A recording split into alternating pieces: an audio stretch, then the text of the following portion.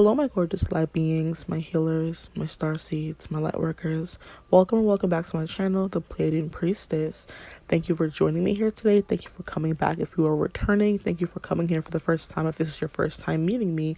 Hi, hello, how are you? Today's reading is going to be about what do you not hear enough of / what compliments you need to hear. You know, it's going to be one of those readings. So the topic that came to mind for me that I channeled was, what do you need to hear more of? And that could literally mean anything. But then I was like, I've been seeing a lot of readers do, what compliments do you need to hear more of? What compliments don't you hear enough of, right? And I'm like, that would be cute as well. It's kind of in the same ballpark. So that also came through as well. I was very intentional about the compliments that you need to receive more of. So you're going to choose the option that stands out to you the most. And as always, I will see you gorgeous people at your reading. Mwah. Bye. Hello, my gorgeous group ones. Did you guys miss this angle? I know I did. Welcome to your reading. If you chose however you got here, I'm not even sure how I'm doing it, but there will most likely be thumbnails. So if you chose a thumbnail one or group one, option one, whatever, welcome to your reading. Today's reading is going to be about what compliments do you not get enough of, what do you not hear enough of, is the exact channel topic that I got. But it reminded me of other readers on this app that have done readings that are like, what compliments do you not get enough of? And I'm like, that's such a cute idea, okay? So let's get into it. What do you not hear enough of / what compliments do you deserve to hear that you don't hear enough of either, okay? So while I was channeling your energy and asking spirit to, guide me through the reading as I always do, I was hearing you don't hear enough how brave and kind you are. So that's something that is coming through. You're brave and you are kind. Now, I usually receive more messages before readings, but I don't know what it is today. I wasn't really getting anything. Maybe it'll come through during the reading. But yeah, how brave and kind you are, okay? So I want to get some cards out, and then we're going to decipher the message. So, you're kind and brave. Please, spirit, for my group ones, what do they not hear enough of? What compliments do they not receive enough of? I don't want too many of these cards, because these cards will lead you down a... We have warrior, so that's kind of, yeah, I can't catch my words today. Wow, okay. That's confirming what we got about brave. Here we have the ocean, but you're also very deep, okay? You're as deep as the ocean, as vast as the ocean, as endless as the ocean. I'm hearing as boundless as the ocean. The ocean never ends from what we can see, And the world, the earth, is made up of more water than earth, which always scares me, because girl, water, or person, water, like I'm not even gonna tell one of my biggest fears, but it involves water, and I'm just like, I'm not gonna give life to my biggest fears. They're gonna stay in my head, child. But water, oh, I love it almost as much as I'm terrified of it, right? And I think that's the whole thing about water. It can either be your best friend or your worst nightmare, okay?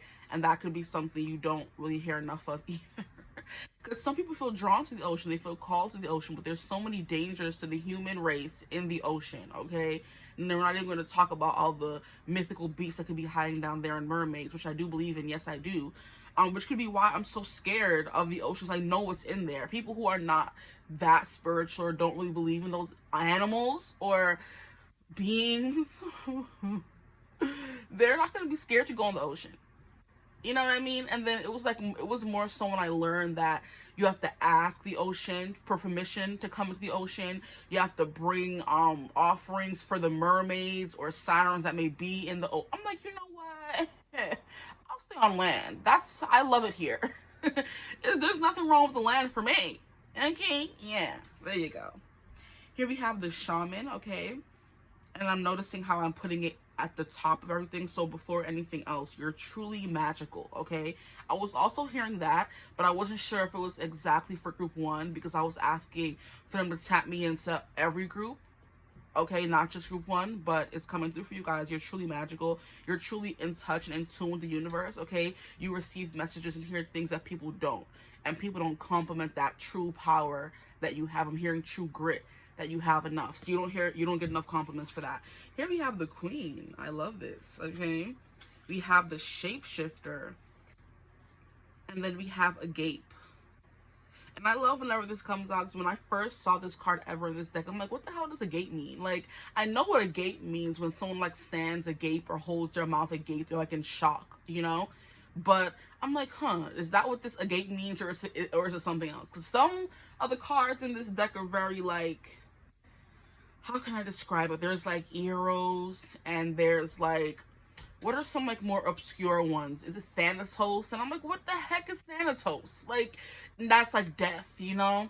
And I'm like, oh, okay, so there's some more obscure, like Warrior, very straightforward. Ocean, straightforward. Shapeshifter, kind of straightforward. Queen, very straightforward. Shaman, if you know what a shaman is, very straightforward, okay? And then we have a gate. What the heck is that? Okay, so let me put it to where you can maybe kind of read it. Okay, so we have these 6 cards here. I guess we're going to get more into these right now. So there's something here about your third eye chakra, because I'm seeing the jewel on this bull. So maybe you could be a Taurus, and the ideals and values that Tauruses like really believe in, or what they're known for, could be things you don't get compliment on enough, which is, you know, the senses. So you can smell really good, you eat really good, you have really good taste in music, in shows, in clothing. You could really be really bougie, and you always dress up really well, so people could tell you're like well put together kind of person by the things that you wear, how you carry yourself. You like to stay out of drama. You're definitely more reserved in the house kind of person. Okay, and what I love about the 2 different aspects of Venus when we're talking about Taurus and Libra is the fact that Taurus is the Venusian introvert to Libra's Venusian extrovert. So the Libra is the biggest flirt around. They're flirting with everyone. They want to talk and socialize, the big social butterfly of it all, right? And they're also very aesthetically beautiful and pleasing because they're ruled by Venus. Then we have the opposite, which is Taurus, and they love to be by themselves, in the house, in comfy clothes. They're like a texture feeling kind of person. So the textures you wear could be very prominent, or you always look comfortable, or your house, like the best house anyone has ever seen. They feel the most comfortable when they're there. I feel like you're a good host, right? That's something you may not get compliments enough for. When people come over to your house, or when they're in your presence, they feel truly safe and welcomed, right? And that's not everybody can say that. Okay, everybody can't say that. So I don't want to hear nobody saying, oh, that's not a compliment. Yes, it is. Because there's some people who have you feeling unwelcome in the house they invited you into. And I'm like, so why am I here then? Like, what am I here for? Like, you're making me feel like I don't belong here, but you invited me. I didn't ask to be here. You know what I mean? That kind of thing. So you guys are giving like a welcoming host. People come over to your house, and you know how I'm getting the examples that like go around on social media of like sleeping over your best friend's house, where you're like, you literally have to find like a table, or I don't know, it's the weirdest stuff they use to cover themselves. Your best friend falls asleep first, and then you're stuck there not knowing where you're gonna use for a blanket, where you're gonna sleep. You don't feel comfortable going to the kitchen and getting food, so you're hungry until they wake up the next morning, kind of thing. So before people can even wonder about where they're going to be sleeping, what they're going to be eating, you're the perfect host. You're like, are you hungry? Oh, feel free to go eat. And you know what I mean? If you want anything, go eat it. You know, my house is your house. Tu casa es su casa, right? And it's like, or mi casa es su casa. It's like, your house is my house is your house, whatever. Um, and you're like, oh, you actually believe it. Okay? And I'm hearing that song, oh, that's when you believe it. Rihanna, and is it Party Next Door? Believe It is the name of the song. But anyway, when people say my house is your house, you actually believe it. Or when you say it, people actually believe it, as opposed to someone who's like, oh, make yourself at home, and then they feel like the most ostracized they've ever felt in their life, right? When you invite somebody over, when people are in your presence, or when you're around people, they truly feel welcomed and at peace and safe. You know what I mean? Also protected, because you're giving this person who's like a very chill, laughy, is what I'm getting. You're easy to laugh kind of person, but don't yank on your horns, or you don't want the bull to come out, right? Because you have that energy of being a bully, okay? So people feel safe around you. That's not a compliment you receive enough. They're like, oh, okay, I know if I'm with group 1, I'm good, right? If I need a friend to back me up in the fight, they're there, right? If I need some food, they're gonna pay for it, right? For this one time, they're gonna always take care of me, kind of energy. And it's not in a way where they're thinking, oh, I want to take advantage of you, but it's just, you take care of the people around you, and you fight for them, okay? And you make them believe that you will fight for them. Because there's some friends who would fight for their friends, but they wouldn't, like, they're not going to broadcast it and say, oh, if you ever need somebody to pull up, I'm gonna pull up. You know what I mean? It's not, they don't say that, but they're friends who truly are about that life, and that's you guys, okay? Now we have the queen, so you do give off like a very regal, not holier than thou, but you have a presence to you that makes people feel maybe less than. Like I said, you have like a Venusian air. Like this person should be sat up on a throne. They should be being praised to and bowed down to. They should be those people in all the movies you see with the queens being fanned by a leaf, being fed grapes. That's the kind of vibe you give, or that's the kind of energy people think you deserve, is what I'm hearing. They think you're a queen and you deserve to be treated as such. Or a king, take whatever it takes for you, okay?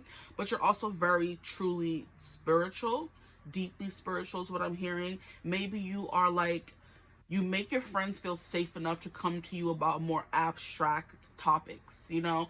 Because there's some people who are so up a religion's booty that you can't even talk about another religion or another deity or another belief without them going haywire and saying, oh, no. Like, you know what? I'm going to take my leave.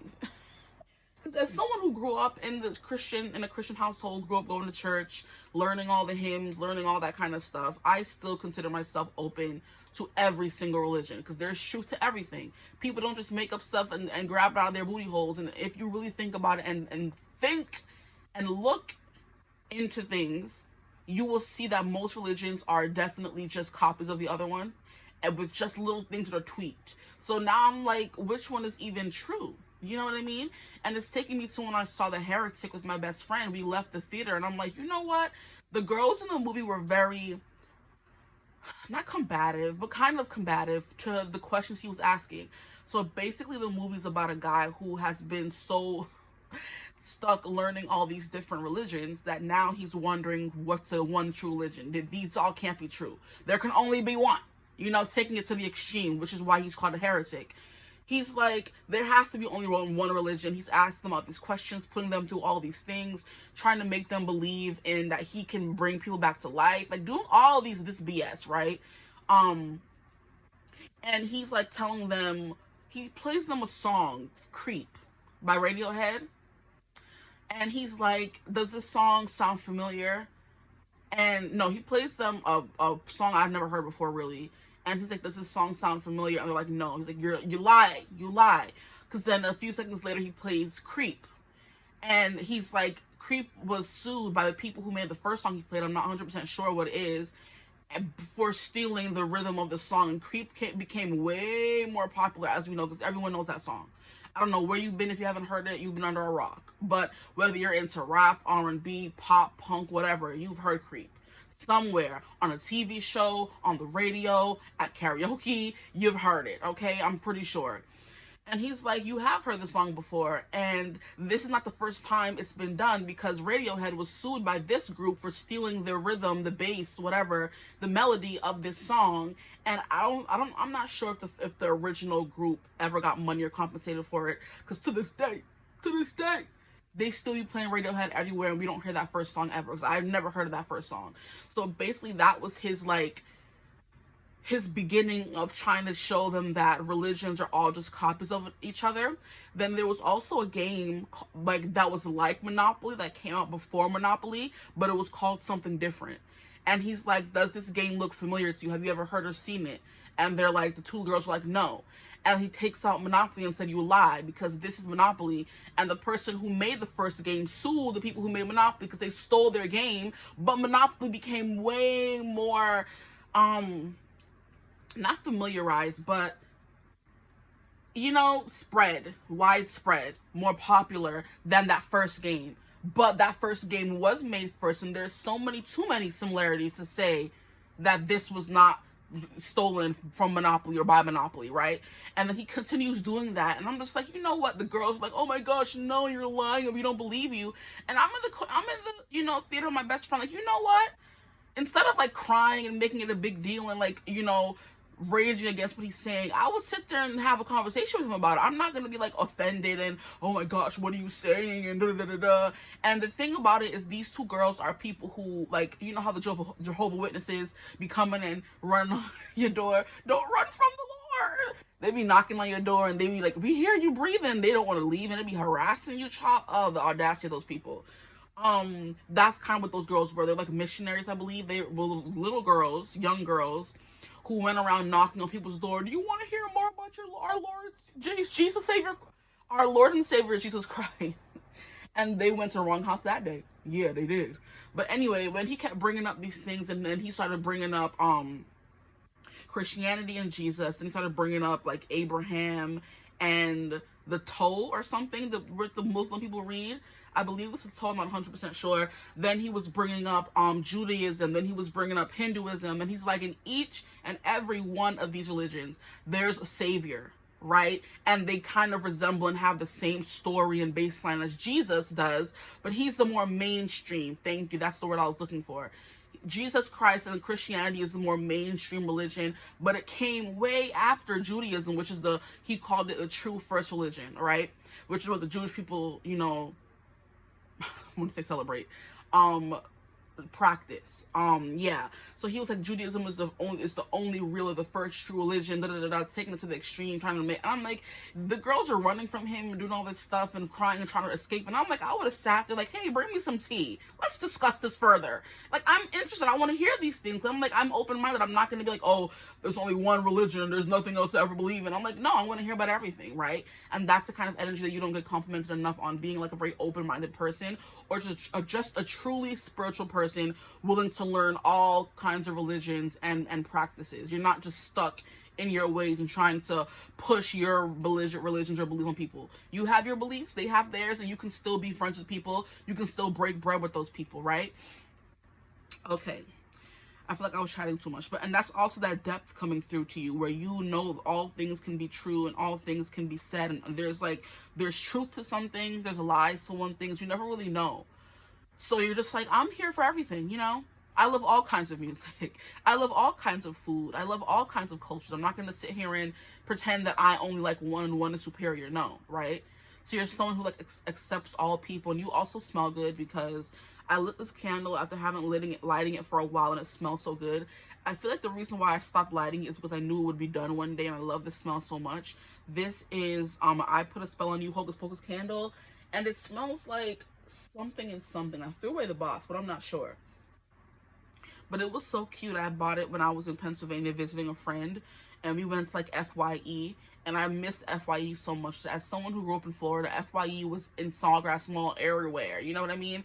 And it's kind of like for your enjoyment or entertainment, and you could go in there and listen to albums before you bought them. You could go in there and buy posters to your favorite artists, your favorite groups, your favorite shows. You can go in there and rent or buy DVDs. Like, it was like everything entertainment, right?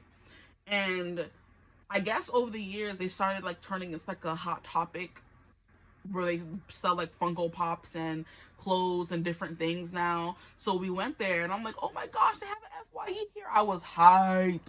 So we went up in there, and I was like buying a bunch of stuff, and I saw this candle on sale. I'm like, I'm getting it. And I bought crystals from there too. And it was just like and I bought like a selfie light and all that kind of stuff from there. And I'm like, you know what, FYE, I really missed you. I forgot about you, bro.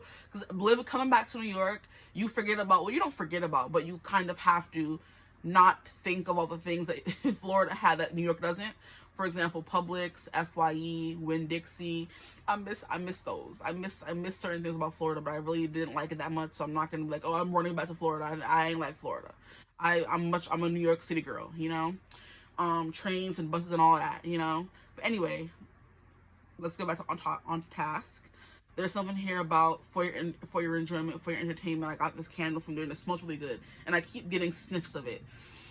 So like, people could be talking to you or talking about you, or just in your house, and your house smells really good, your clothes smell really good, you know, you have like a really nice clean girl energy is what I'm hearing, right? Of the earth kind of energy, maybe. I'm hearing patchouli, right? I'm hearing frankincense.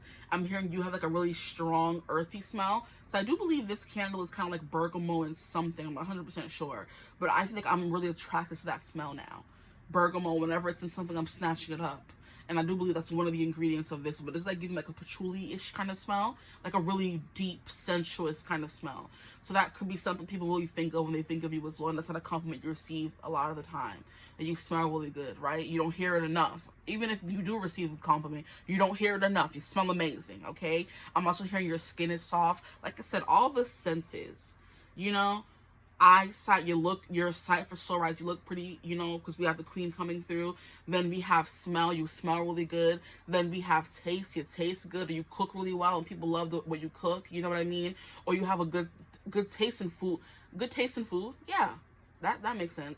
You have a good taste in food, you like to go out and eat and enjoy yourself, you know what I mean? I always think of Taurus as the hedonist in some kind of ways, because they want to experience everything in life, you know, not just one thing. They want to experience all the religions, all the foods. They want to travel to all the countries, you know what I mean, that kind of thing. Then we have touch, soft skin, and here you could sound, sorry, oh my gosh, that was bad. Not after me saying you sound good and I'm going to make that noise, you could sound really nice. Your voice is very soothing to the ear, you know, or appealing to the ear, or appeasing. You can have, like, you can convince people to do whatever you want, or you have a really good singing voice, because people who have Taurus rising or whatever, they're like known as like very beautiful, but also like they have nice voices, you know, because Taurus rules the throat, so it makes sense. Okay, and also the throat is what you taste and stuff like that. You could also have like a really prominent throat or neck, you know, because not everybody does. It's something that I learned recently that I never really paid much attention to. Like, I know I used to watch Phineas and Ferb, you know, when I was younger, and they would always make fun of Candace for having a long neck, you know. But I'm like, that's not really something I don't really look at people and try to find faults and pick them apart, kind of thing. So I would look at people and say, yeah, or I wouldn't really compare myself to people. And I mean, not in the neck area anyway. Okay, but anyway. And then I'm like, wait, growing up, like a few years ago, I'm like, I don't really got a neck. Like, I have one, you can see it, but some people have like prominent necks, and I just never really did. And I'm like, that's very interesting to me. Does that mean something? Does that mean something? Is there something wrong with me? Because I would see my sister, my best friend, they would be able to wear, like, for example, my best friend would be able to wear like really thick chokers, and then I would look at her neck and say, oh, you have a really, like, you know, lengthy neck. And I'm like, that's nice, because you can wear necklaces and chokers and what do you collars and stuff like that. I could never wear them even though I wanted to, because then it's gonna look like I have no neck. And that's something I've recently learned, that I'm like, yeah, I've come to terms with it. It's fine, you know. You can't have everything, but you can have a really nice neck, okay, or at least a neck long enough to adorn with jewels and stuff like that. Is what I'm hearing. Okay, so it could be soft and delicate, or just like long and lengthy, or just beautiful, and people want to, or you always have stuff around your neck. Maybe you do wear collars all the time, maybe you do wear chokers all the time, maybe you do wear a bunch of necklaces and you can get away with it where other people can't, right? You stack the necklaces and all that kind of stuff. I can't do all that.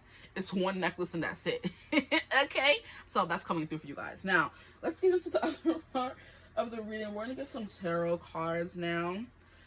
But your eyes are very dreamy as well, is what I'm hearing.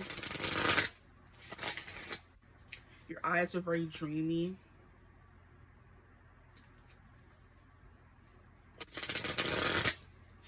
I'm hearing you're a book nerd, so you know a lot about a lot of stuff. Okay. But with this agate coming through, you definitely leave people shocked, is what I'm getting. You know, maybe, yeah, see, agate has to do with the mouth. And it's funny how that was one of the first things I was talking about at the beginning of the reading. Like, you leave people's jaws dropped. Whether it's in the insight you provide and you give, the thoughts that come out of your mind through your mouth, the things you give them to eat, how you dress, what your house looks like, you know what I mean? You leave people's jaws dropped. You know, you leave them gagged, is what it's called, what the girls say. You gagged me, you know, Keke Palmer.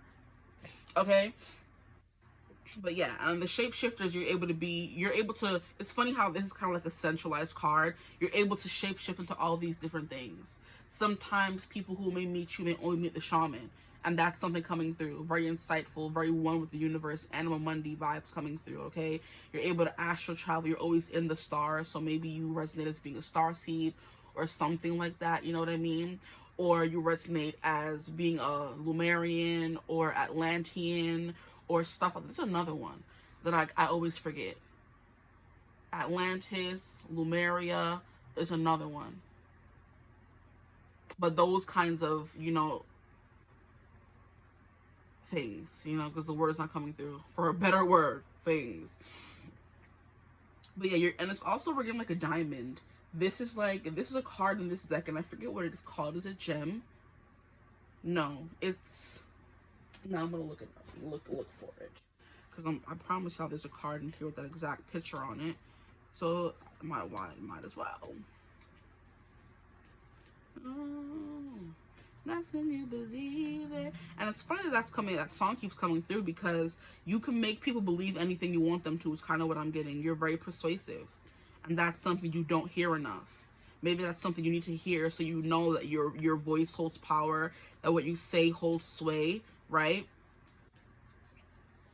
You just think, oh yeah, no, your voice, you can convince somebody to do anything. You're very persuasive, very convincing, so just, you know, believe in that. I promise you. Especially with this, leaving people's jaws dropped in a gape.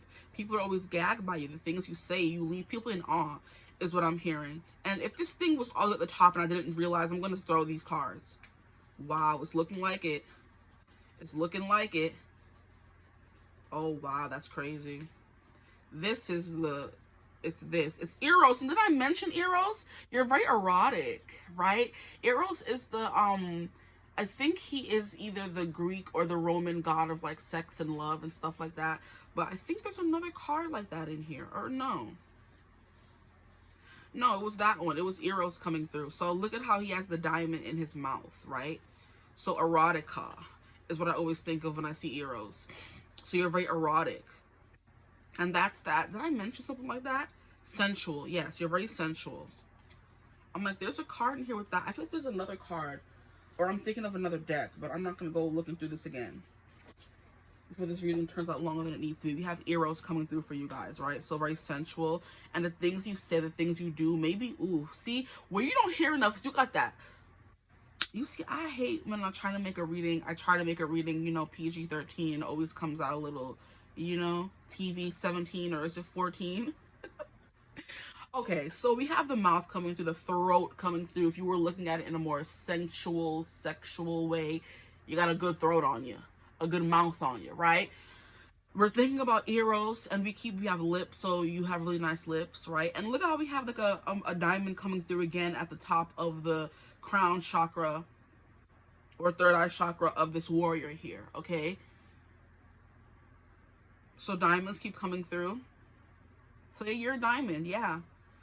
Diamond of the season. If you watch Bridgerton, you know what I mean. If you don't, it's the person that Queen Charlotte, or the Queen, would choose every season when the girls came out to find their love interests, or, you know, future husbands. She would choose a diamond of the ball. So it's giving you're the diamond of the ball. You would be the diamond of the ball, or you always are the diamond of the ball whenever you walk into the room. You're the one that everybody like looks at and gravitates toward, and their jaws are dropping and they're shocked at your beauty and your sensuality. I'm hearing hips and thighs, and you know, the way you walk is kind of like you put people in a trance, is what I'm hearing. Which is why I keep saying you're able to get whatever you want, because you're very persuasive, right? With your body language, or the words that you say, okay? But for the people who have been with you in a more intimate manner, you can put them in a trance, right? They come crawling back every time. You hypnotize them, right?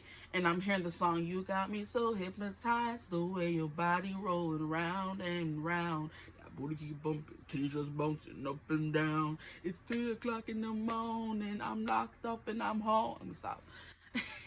That kitty got me moaning, okay? That song, Hypnotized by Akon and Plies, is coming through for y'all, okay? So you be putting that thing on people, putting them in a trance, and if they don't tell you enough, I'm telling you now. And I would understand why they don't tell you enough. They don't want you going and giving that good to everyone else. They don't want to make your head too big. But maybe some of you are really good on the pole. You could do pole dancing or something, or you just, like I said, the way you move your body. Because the whole thing about being a pole dancer or a stripper, whatever you want to call it, is being able to put people in under a trance to take their money.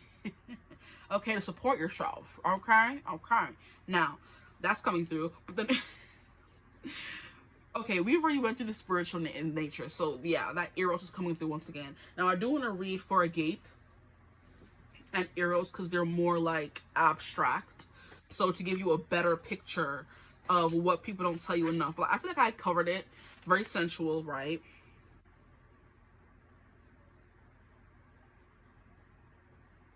And these are both initiations. So I love how when I think of initiations, I think of like people initiating people into like a secret society. Maybe people think you belong to a secret society, or like I said, if you were to start, I'm hearing baby. I would give up everything, but you can start a cult. You see, you could start a cult by Niall Horan. He also has a version with Lizzie McAlpine, but I like his version best by himself. But she's in there too, if you want that version. But it's like he's telling the person he's with that she can start a cult. Okay, so we have Eros, love as desire, eroticism, sensuality. Though Eros can be depicted as unbridled sexuality and eroticism, a more contemplative understanding of this archetypal energy leads us to the root of desire itself. What do we long for? So what people don't tell you enough is they can also long for you, which is very like, oh, that's deep, like the ocean, right? That's like deep feelings as well. So like I said, people can have deep feelings for you and you would never know. Why are we awakened by love? What makes us hesitate in the face of intimacy? Eros reconnects us with the primal longing to merge with another human being, nature, music, art, plants, food, or anything that we perceive we are separate from. Look at all those senses coming through, right? Love it. Eros allows us to momentarily unite. Our heart embraces otherness, and in doing so, we further understand our own. Our life force awakens. This card reveals an inevitable initiation into love's labyrinth. You may find yourself swirling in a new territory of desire and sensuality. Explore the labyrinth with a curious and honest heart. And remember, though the way is circuitous, you are always being led toward its center. And when light, passion, playful, sexual health. So you don't get enough compliments about your sexual health. Maybe you practice safe sex if people love that about you. Or you help them do the same. You're always like very mindful about those things. But you're also very full of passion when it comes to your creative pursuits. You're very creative as well. And then you're very playful. So very fifth house energy coming through, Leo energy coming through as well. So we have Leo, we have Taurus, and we have Libra coming through so far, okay? Because I did mention Libra for a second. But this ocean here is giving me Cancer and Pisces as well. Also, Scorpio. Because if you were to put passion and intensity together, you would get a Scorpio, right?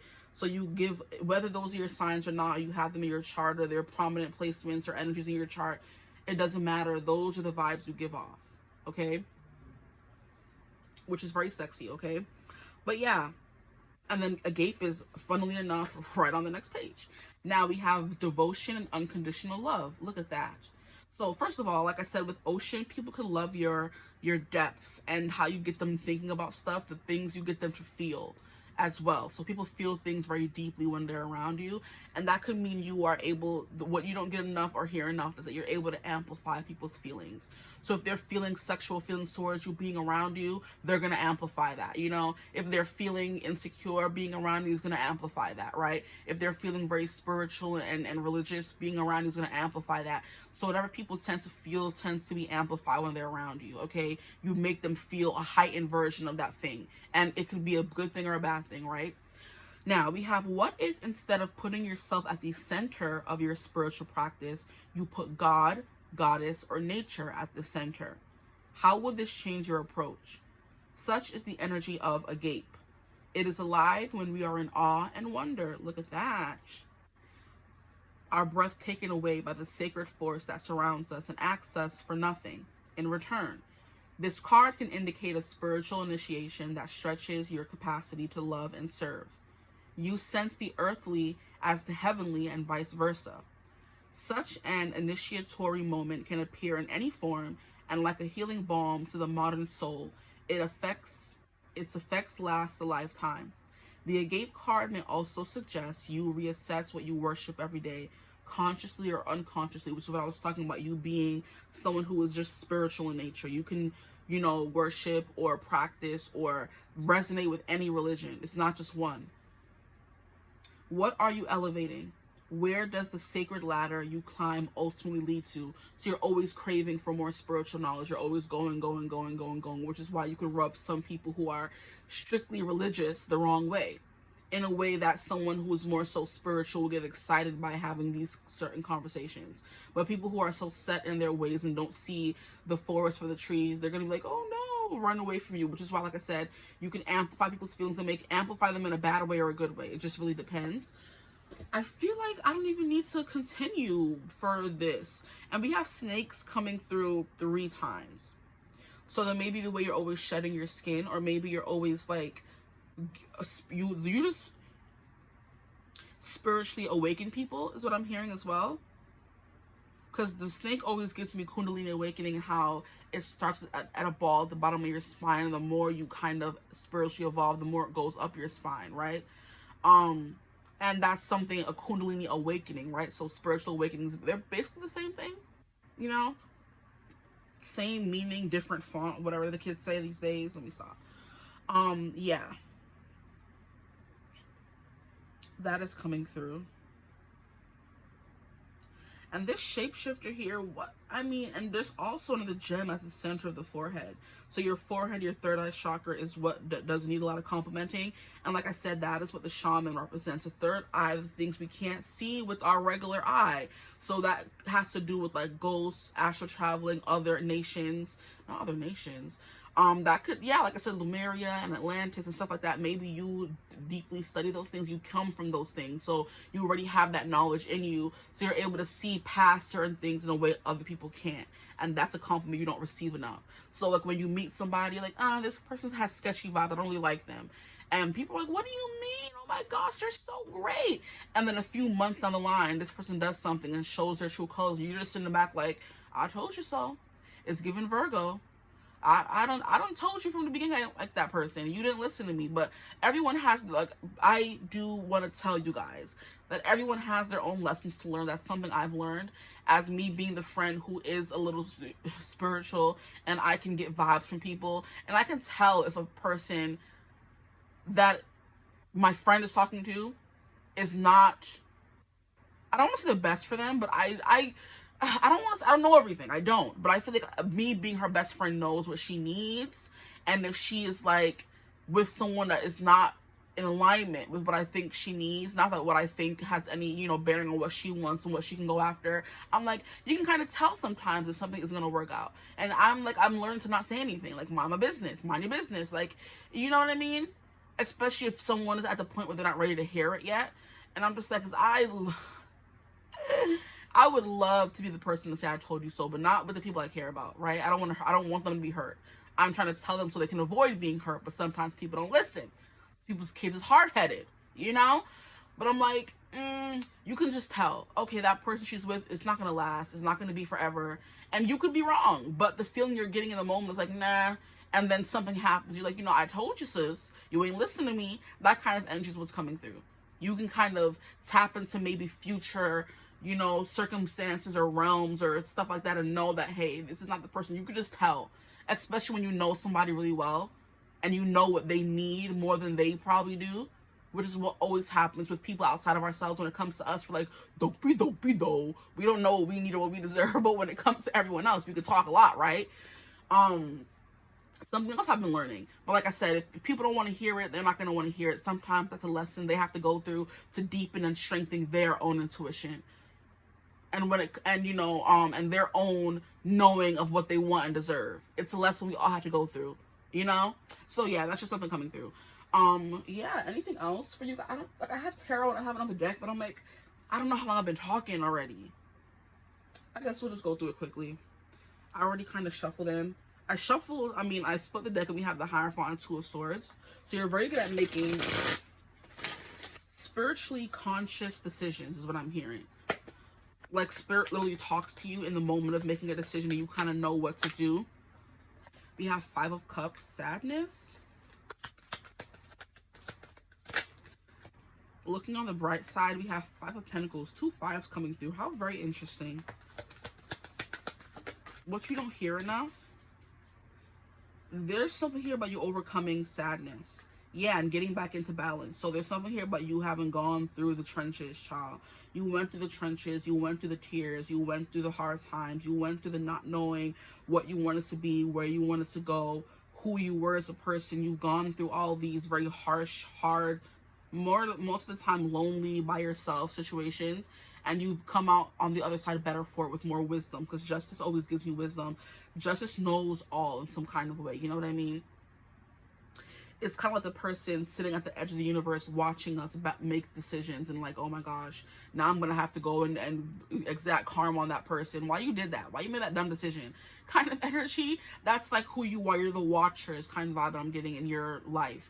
And people don't give you enough credit for always watching over them with that warrior and shaman energy. Yeah, exactly. People don't tell you enough. Like, thank you for always being there for me. Thank you for telling me that guy was no good. Maybe next time I'll listen to you. Wink, wink, shove, shove.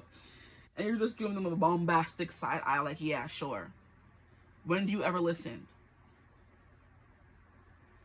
Even though you know I'm right, you don't listen, okay? Here we have 10 of Cups. So it's definitely giving big, happy family, feeling completely emotionally safe and tended to whenever they're around you. That kind of already came through.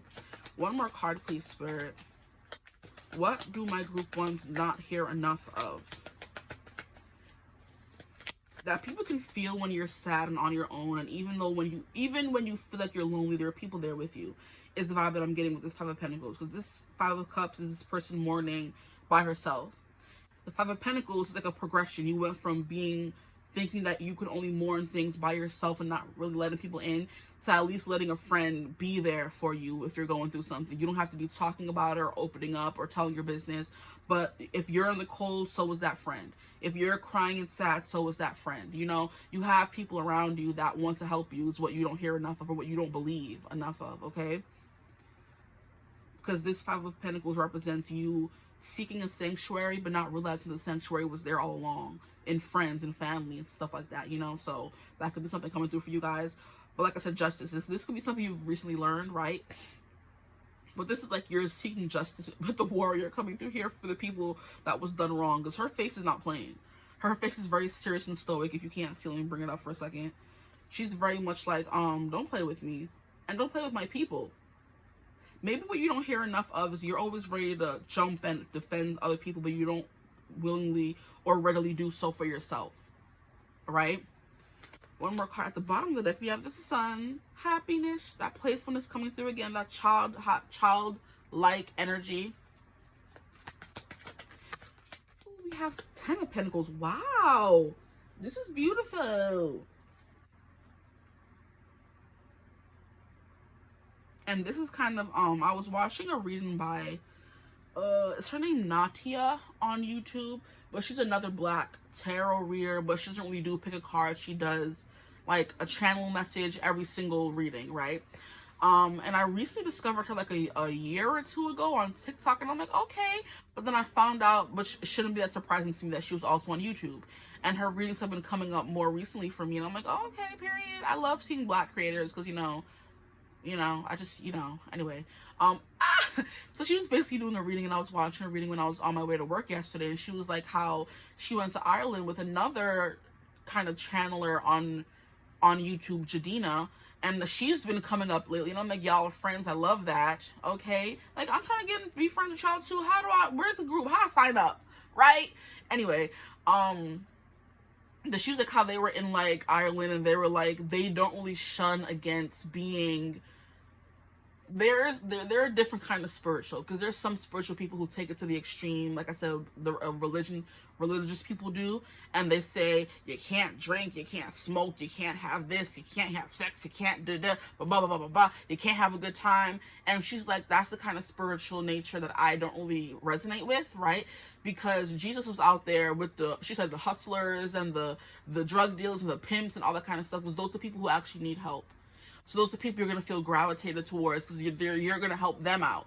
The people who are already spiritually healed, you can't really do much for them. You need to be in the places where people need help, right? And that's where Jesus was, in the trenches. So that could also be the Five of Cups. That could also be what this Five of Cups means, okay?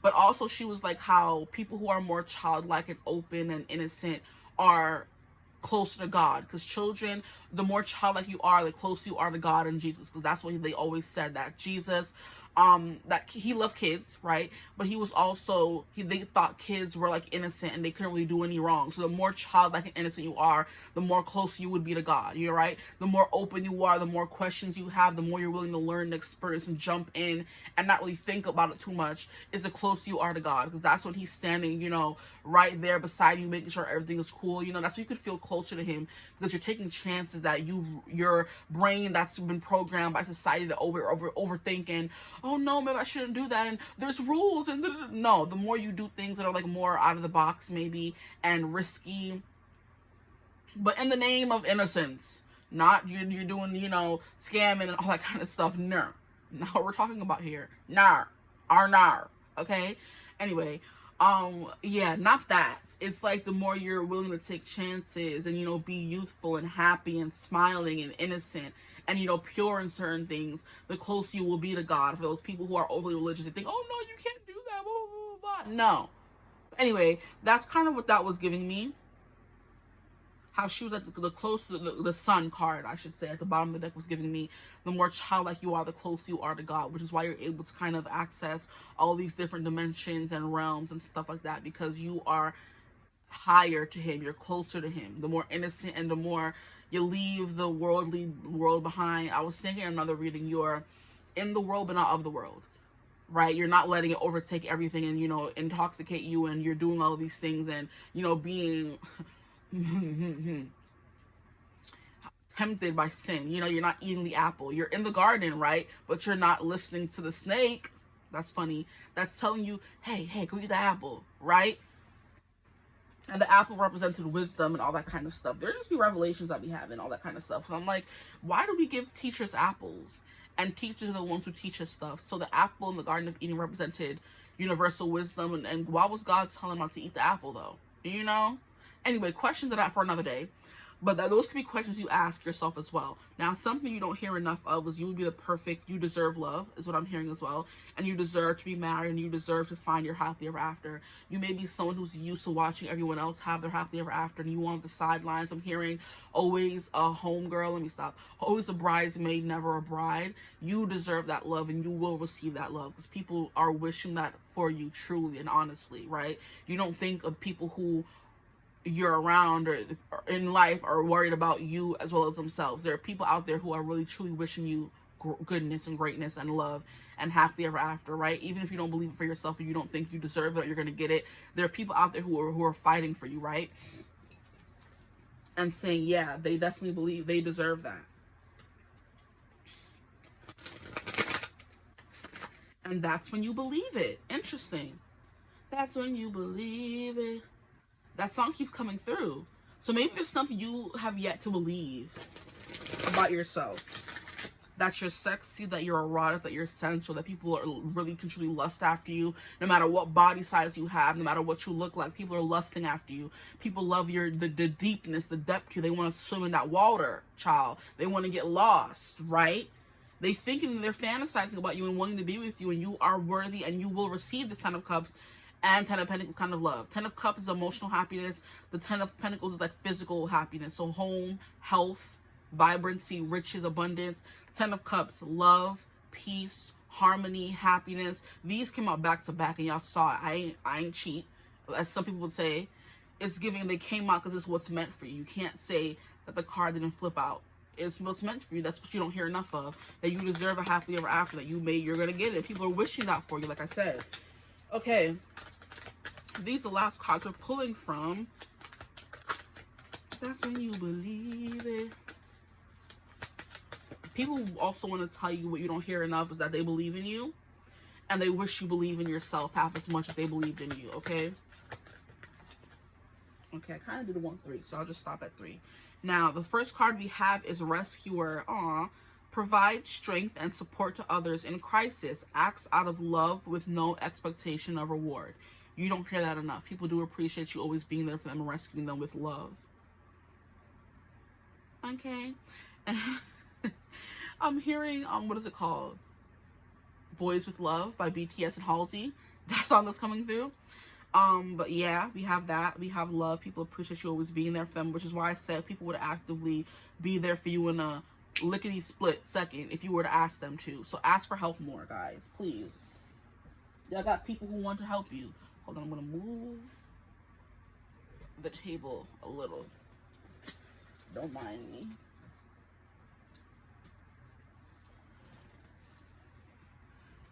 Okay, now we can move it back over. So now we have Father. Father, I want to say thank you, even if I'm still hurt. Excuse me. Maybe you help people heal father wounds, and that's not something you hear enough. If some of you are my masculines watching, maybe you are the father someone never knew they needed or never had. And that's like really deep, because I'm like holding my chest as I'm saying that. I'm like, oh my gosh, that's so sweet, you know? Like I can feel my heart beating with my hand on my chest. So there's something here about that coming through for you guys, okay? I'm like, oh, you know, when you look at it, still hold your chest, like right over my heart too, honestly. So it's like people really truly do appreciate the love you give them, the stability you provide, because the father is supposed to provide that stability, and he's supposed to build up your confidence, right? Whether it's a man or a woman, whether it's a daughter or a son, the father is there to make someone believe that they're worth loving, right? That they deserve someone to take care of them. The mother is the nurturer, you know, she's supposed to be there. When a father is there, he provides structure and stability, the emperor energy. So maybe you provide that structure and stability for other people around you, and they appreciate that. So we have talent for creating and supporting life. Look, positive guiding light within a tribal unit. This is so cute. You're the positive guiding light. It's giving, let me stop. The soap opera Guiding Light, I never watched. I don't know anything about that show, but it's coming through. So that could be important for you. But you are a guiding light for others. Okay? And that's funny because the Libra card is definitely the energy as well. The voice of reason as well. People truly want to hear what you have to say. So just talk more is what I'm hearing, because your voice is very important. You may think that nobody cares what I have to say. They do. So speak up. People love how you're fair, you're balanced. I don't think you judge people. I think you treat everyone quite fairly is what I'm getting. And then we have Samaritan. Oh, what a beautiful card to end up reading off on. We have, you're a good Samaritan, right? Refines your capacity to help those you would prefer to ignore. So you can't ignore people. You have to help them, right? That's something coming through for you that people you don't get enough of. Maybe you help people when people can't see. You're not there doing it for validation, or you want to be applauded for it. You know, you're doing it because it just makes you feel good and you have to do it. And that's something you don't hear enough of. You're a really good person. This is so little. You guys are so small. Air hug. Oh. Yeah, you can't ignore when someone needs help, and that makes sense. The Five of Cups and the Five of Pentacles coming through here. It makes a lot of sense, actually. These be people who need help, and you are representing the sanctuary that will be there to help them, right? But also what I said about the card is still true, that you can ask for help and your friends will be there to help you. Okay? So that's what I have for you guys. I hope this reading resonated. If it did, but like I said, you're worthy of love. People see you as a perfect home, wife, father, husband material, you know? I'm boyfriend material. I'd be lying if I said you weren't into me. Something that is coming through. What's the name of that song? Just stop looking for love. Girl, you know you still got time. So people want to tell you as well that you still have time. No matter what age you are, no matter what life you've lived, it doesn't matter. You still got time to find love. And that song is Still Got Time by Zayn and Party Next Door. So he keeps coming through. So maybe you're a party next door. You're a good time. Maybe you have neighbors who always want to come over to your house, which I was getting in the beginning of the reading, because your house always looks nice, or you're always throwing parties. Not house parties. They could be for some of you, but you're always having like gatherings with friends, and everybody wants to kind of be a part of your friend group, and you don't hear that enough, because you're an amazing friend, okay? Believe it. Receive it. Achieve it. Okay, I'm done. But yeah, this was coming through for you guys. Because we have the cute wife and the child and the Herbie, and then we have the shaman looking lady behind them. Okay, grandma. And then we have the two dogs, and we have the nice big house. You're going to get that. You deserve that, right? Because you're that for everyone else. You deserve to have someone in your life that can be that for you as well, right? Okay, so now I'm done, I promise. I hope this reading resonated. If it did, feel free to like, comment, and subscribe. Join the tribe. We'd love to have you. If you'd ever like to book a personal reading with me, you could always get in contact with me. Use my email in the description box below. But I hope you're having a beautiful, wonderful day whenever you're watching this reading. And as always, I will see you gorgeous people in the next one. Mwah. Bye. Hello, my gorgeous group 2s. Welcome to your reading. Did you miss this angle? I know I did. Welcome to my channel, the Pleiadian Priestess. If this is your first time here, welcome. If this isn't, thank you for coming back. Love you, appreciate you, okay? Today's reading is going to be about... I keep blanking when it comes to what the reading is going to be about. What do you not hear enough of? Okay, that's the exact message that I got.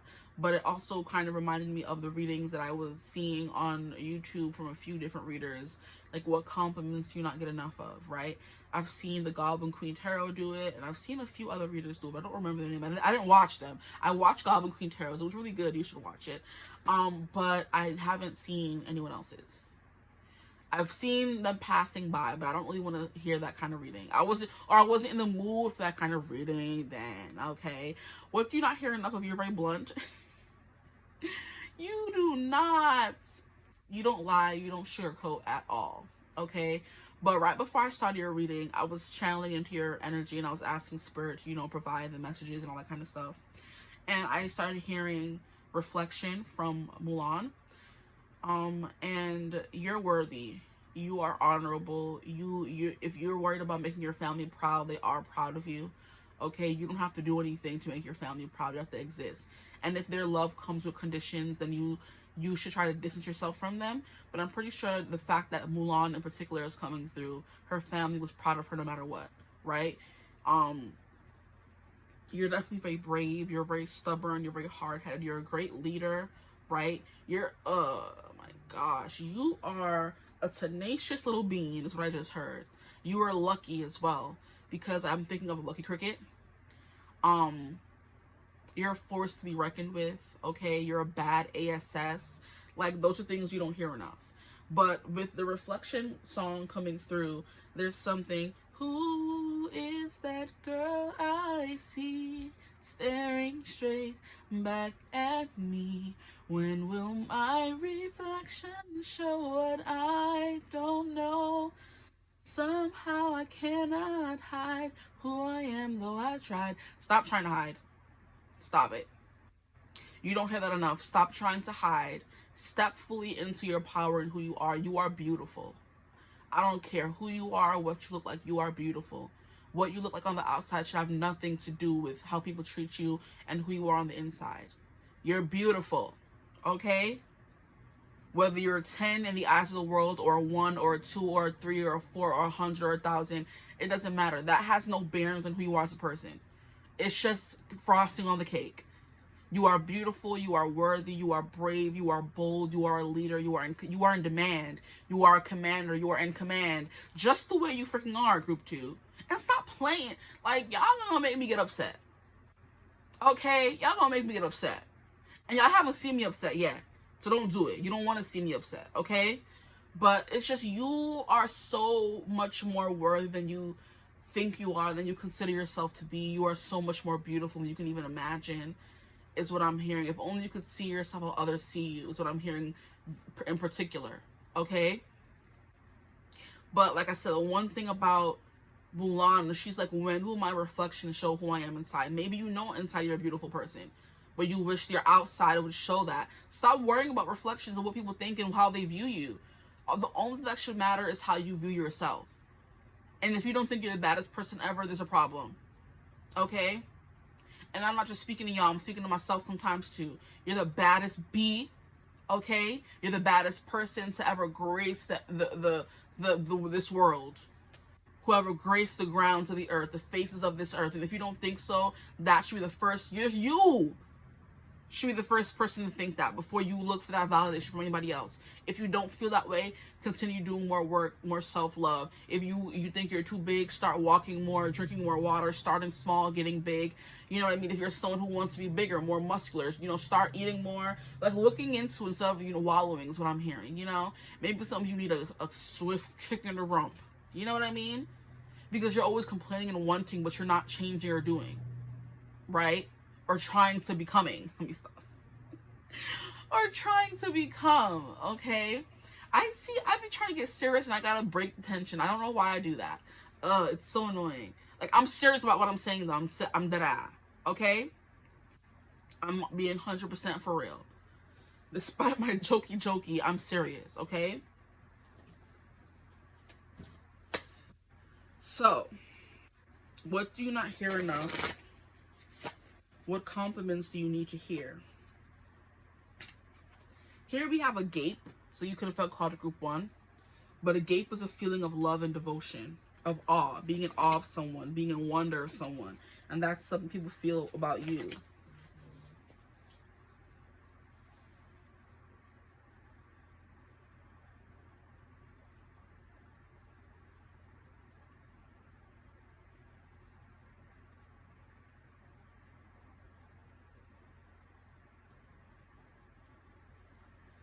Okay, sorry.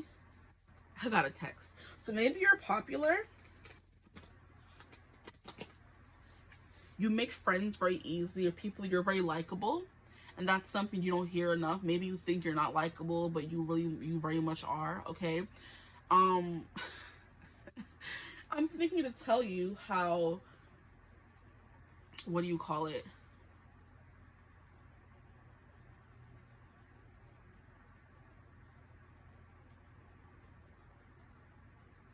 I'm sorry, I'm getting distracted. I'm so sorry. People can get lost in your energy and your presence, maybe, for some of you. Either way, I'm getting to tell you how Mulan didn't know what she was in for, and how even in her manly state, in her alter ego, she was so attractive and so inspiring to people that they like devoted, they were willing to go to war for her, with her, not even for her, with her. You're the person people are going to go into battle with, not even for, because people know you can fight your own battles, but they're going to be there, right there, supporting you, okay? Because the thing about Mulan, if you've never seen the movie, which I'm sure most of you have, like, she's my favorite. I love her. Her and Jasmine are my inspiration. Those are my 2 favorite Disney princesses, okay? If someone were to ask me who I was, what Disney princess I was, I'm saying Mulan, I'm saying Jasmine, or I'm saying Belle, you know? But anyway, that's what I was saying. Mulan went into the war trying to prove herself to her family and be honorable, because in the beginning of the movie, we see her going to the matchmaker. I hope you can understand, because I just be jumbling my words together. In the beginning of the movie, she was going to the matchmaker to find a wife, because that's all the women were worth, or, you know, yeah, they were worth or seen for, valuable for, in the time she was growing up. They were only valuable to make babies and make more men to go fight more wars. So the fact that she wasn't desirable, or she wasn't the perfect stay-at-home wife, kept bothering her, you know?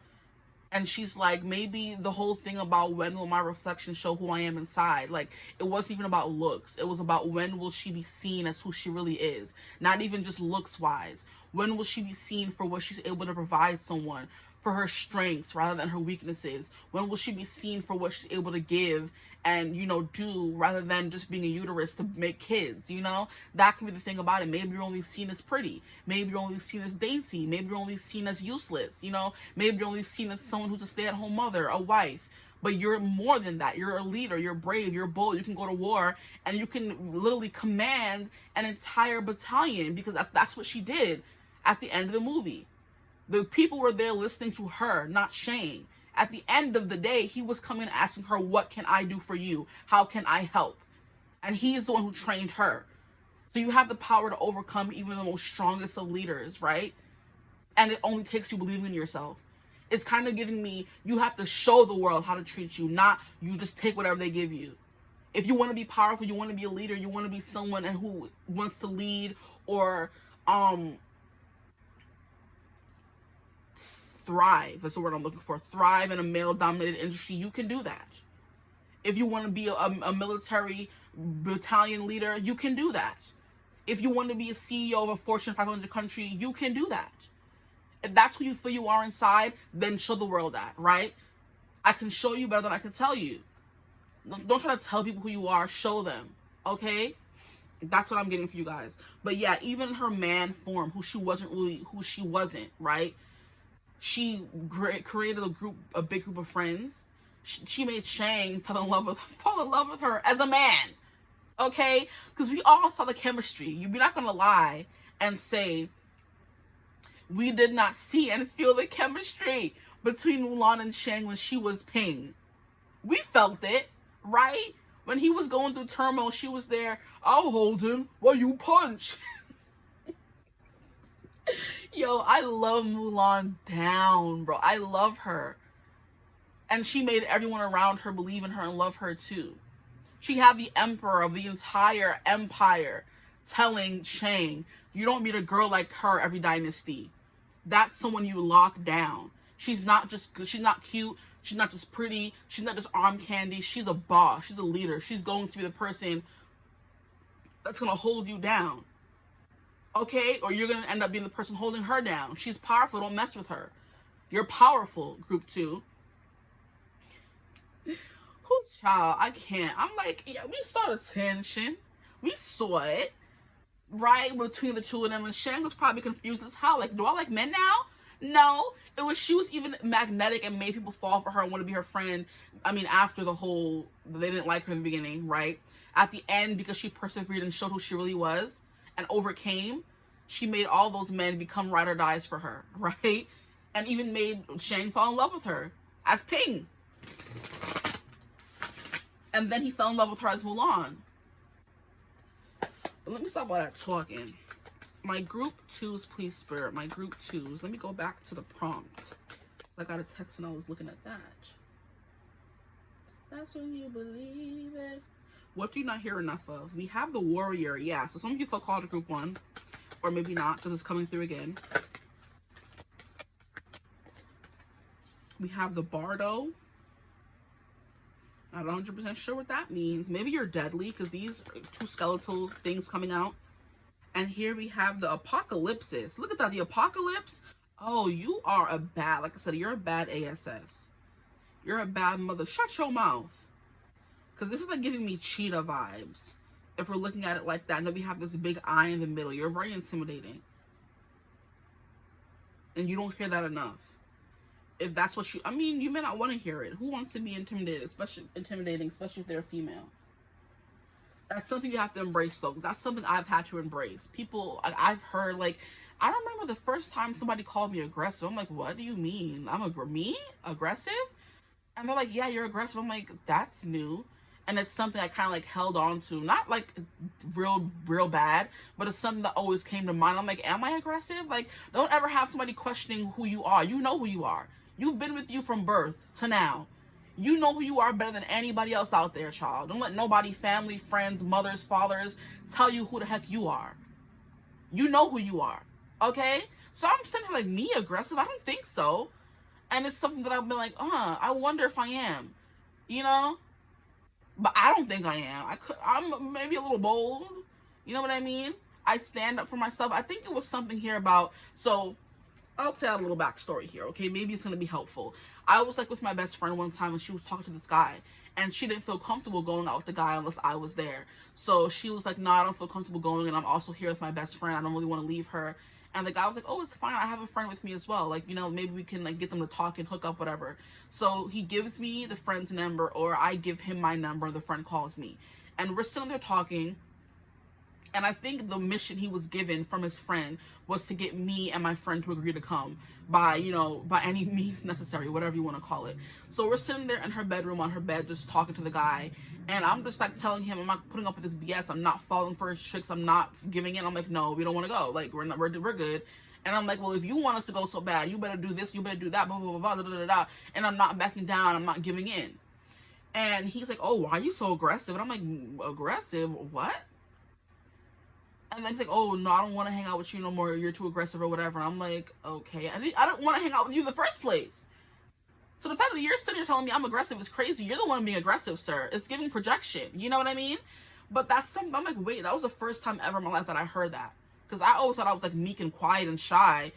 And hearing aggressive was new. And I'm like, oh, okay, interesting. And it was because I was speaking up for myself and not letting him get whatever he wanted and not giving in to him. So I'm sitting here trying to internalize, oh, I'm aggressive. I don't think so. But it's something that he felt the need to say because I wasn't backing down or giving in, right? The same thing in Mulan when she was to keep up the example, how she was in the military and she wasn't really good until she started like really putting her foot down and saying, I'm gonna be the best at this, and practicing when everyone else is sleeping, putting in the extra time, extra work. Sometimes being a woman in a male dominated field means you have to put in more work, right?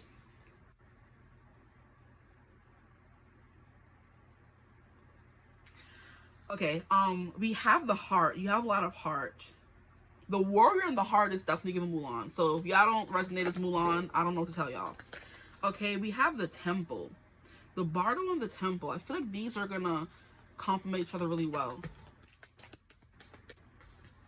And then we have the underworld. Yeah, the apocalypse. Yeah, these are complementing each other really well. I'm not sure what the bardo means, but I'm sure it's gonna complement the temple really well, okay? Because the warrior and like having a lot of heart and fighting for what you believe in is definitely something, right? Fighting for the people you believe in, the I'm hearing charges you believe in, the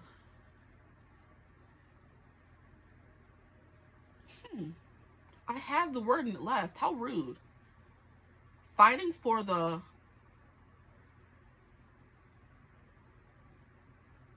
how rude. Fighting for the things you believe in, okay? It's like giving foundations, corporations, fighting for the beliefs you believe in, you know, the stuff that your values, whatever, you know, stuff like that, right? So for example, if you are a big advocate for homeless kids or LGBTQ plus IA or TIA plus, like if you those things, but the word for those things are not coming through.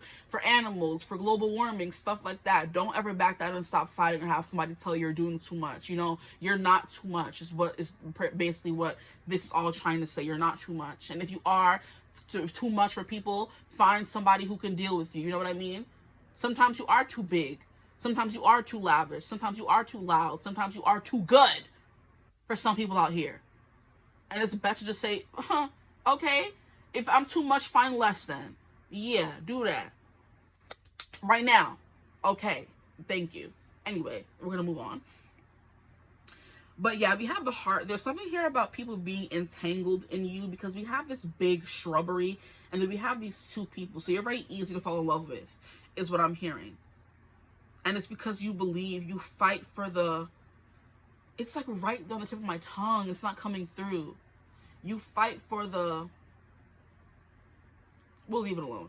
The things you believe in, right? Okay. Now we have the bardo. Let me look into what that is. There's a few things here. I'm like, huh, what is that? The bardo. Give me a second.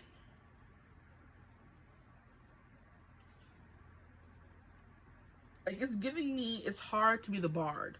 And that's like someone's like musical and stuff like that. But that's, there's a bard and there's a bardo. So let's see what bardo is giving.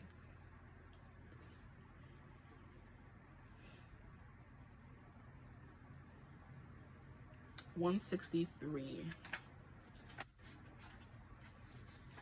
The liminal, the in-between, the transition. It is said that the bardo is a place between this life and the next, a liminal realm through which souls pass. Envisioning this inherently mysterious space creates the potential for us to rise above the concerns of this world and see our relationships through a cosmic and timeless lens. So with this coming out and the underworld, you're giving like end of apocalypse. Apocalypse is giving end of the world. The underworld is giving hell. And then this is giving the transition between life and what comes next. So there's something very like, I'm hearing, oh, they said it already, liminal about you. There's something very transitional. There's something very limbo about you. Is what's coming to you. You don't hear it enough. Like you're kind of scary. Or you spook people. Because maybe you talk about death a lot. And it's something that intrigues you. And you wonder what's next. And people don't like really talking about that kind of stuff, right? So you talk about the things that scare people, whether it's death or other things, right? You talk about the things that need to be talked about, like global warming, like kids starving in the street, like war, you know, stuff like that that make people feel uncomfortable, or like it's the end of the world when you bring it up. That's the kind of stuff that you don't hear enough, that you fight for the people who need, or you talk about things that need to be talked about, is what I'm getting, you know? You talk about the reality, the real stuff. You're not about all that fluff, which is what I was saying. Yeah, there's no sugarcoating. There's no none of that.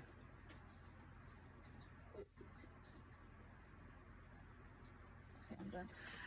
I'm sorry, I'm getting distracted. You distract people, you know what I mean? Maybe you're so cutesy or whatever that when you're talking about certain things, people get lost, right? And that's what I was saying about the whole Mulan reflection thing. When will people see that you're the strong warrior person to be taken seriously and not just see you for a beautiful person? Like I said, that keeps coming through. So that can resonate for you. You're more than a pretty face, is what I'm hearing, you know? But back to this.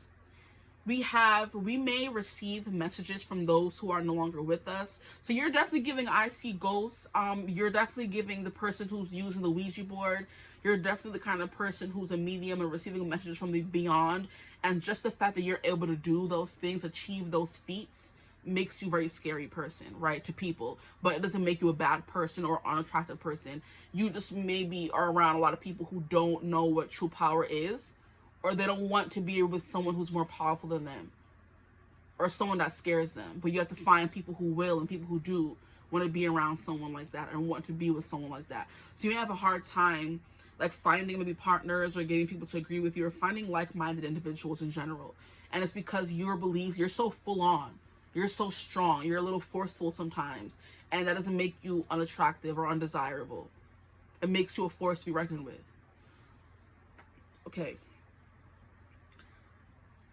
Okay, we may receive messages from those who are no longer with us, or see visions of lives not yet lived. In the Bardo, there is potential to forgive the unforgivable, to say the unsaid, to see the unseen, and to love the unloved. Exactly, that's coming through. To let go of all the things that cause us pain. The Bardo suspends us in its spaciousness for just long enough to open us up to higher wisdom. Maybe you had a near-death experience. That's something you always talk about, the in-between you were in, and people are like, I don't believe you, stop out here spreading all this misinformation, you know what I mean? Because they just think there's heaven and hell. They don't think there's limbo. What do they call it? Purgatory. They don't believe in any of that, you know? But there's many people who have had near-death experiences with all this deathly energy coming out. Maybe you went to war and you almost died and you had an this is giving me, let me finish reading this, okay? It says, the Bardo suspends us in its spaciousness long enough for us to open us to higher wisdom. Its energy does not belong to Earth as we know it, but rather to the cosmic network of which we are a single thread. Now, I have a friend who used to be in the Marines, right? And we were like talking about, like, not near-death experiences, but we were talking about how people say they believe in archangels and they've seen archangels in real life and all this kind of stuff. And he was talking about how when he was in the military, he would hear stories about soldiers who would see a soldier named Michael protect them and lead them back to camp, right, when they were lost and like separated. And it's funny how military Mulan war keeps coming through, so that can be a big thing for you, and that's like very scary. Maybe you come from a war-torn country and it's something you want to bring awareness to, stuff like that. Or you've been in the military and you're trying to bring awareness to stuff like that, you know, what people go through and what's really going on in the world, kind of energy. People don't want to believe you because they've never been there, they've never been in hell on earth, but you have. Okay, sorry. He's like how he heard stories of soldiers who would come back to camp and find their way back to camp and say, and then like pass out and then wake up the next day and say, where's Michael? Where's like Soldier Michael? And he's like, people are telling them there's no Soldier Michael. And they're like, yeah, there is a Soldier Michael. He led me back to camp. He saved me. He picked me up and carried me back here, or something like that. And people would tell him, you're crazy. You came here by yourself. And they're like, no, I remember seeing it, like, you know what I mean? And people think of that as Archangel Michael coming and protecting and watching over them and bringing them back to safety, right? And that's the in-between, right? Because angels are not real, they're not human, they're not corporeal. But the fact that people have seen them and talked to them, so you're kind of giving like woo-woo scary kind of energy, you know, or woo-woo mystical, magical, otherworldly kind of vibe, because people find themselves scared of things they don't understand most of the time.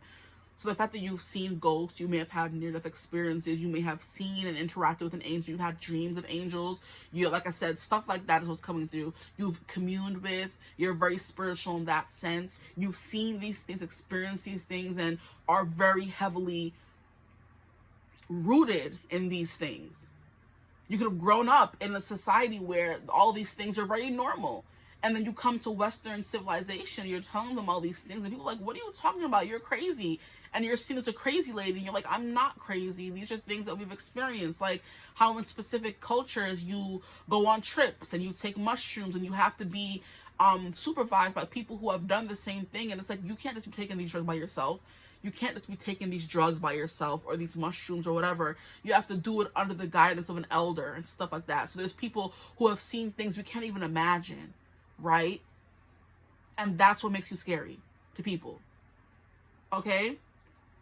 That you've seen things, you've experienced some stuff, and it's stuff that's not easily talked about. People don't want to realize that things like that exist or are true, you know what I mean? And you're telling them it is true. Hell is true. The devil is real. Like, you know what I mean? Ghosts are real. Demons are real. There are vampires out here in the world. And you're telling people these things. It's like giving hoodoo for whatever reason.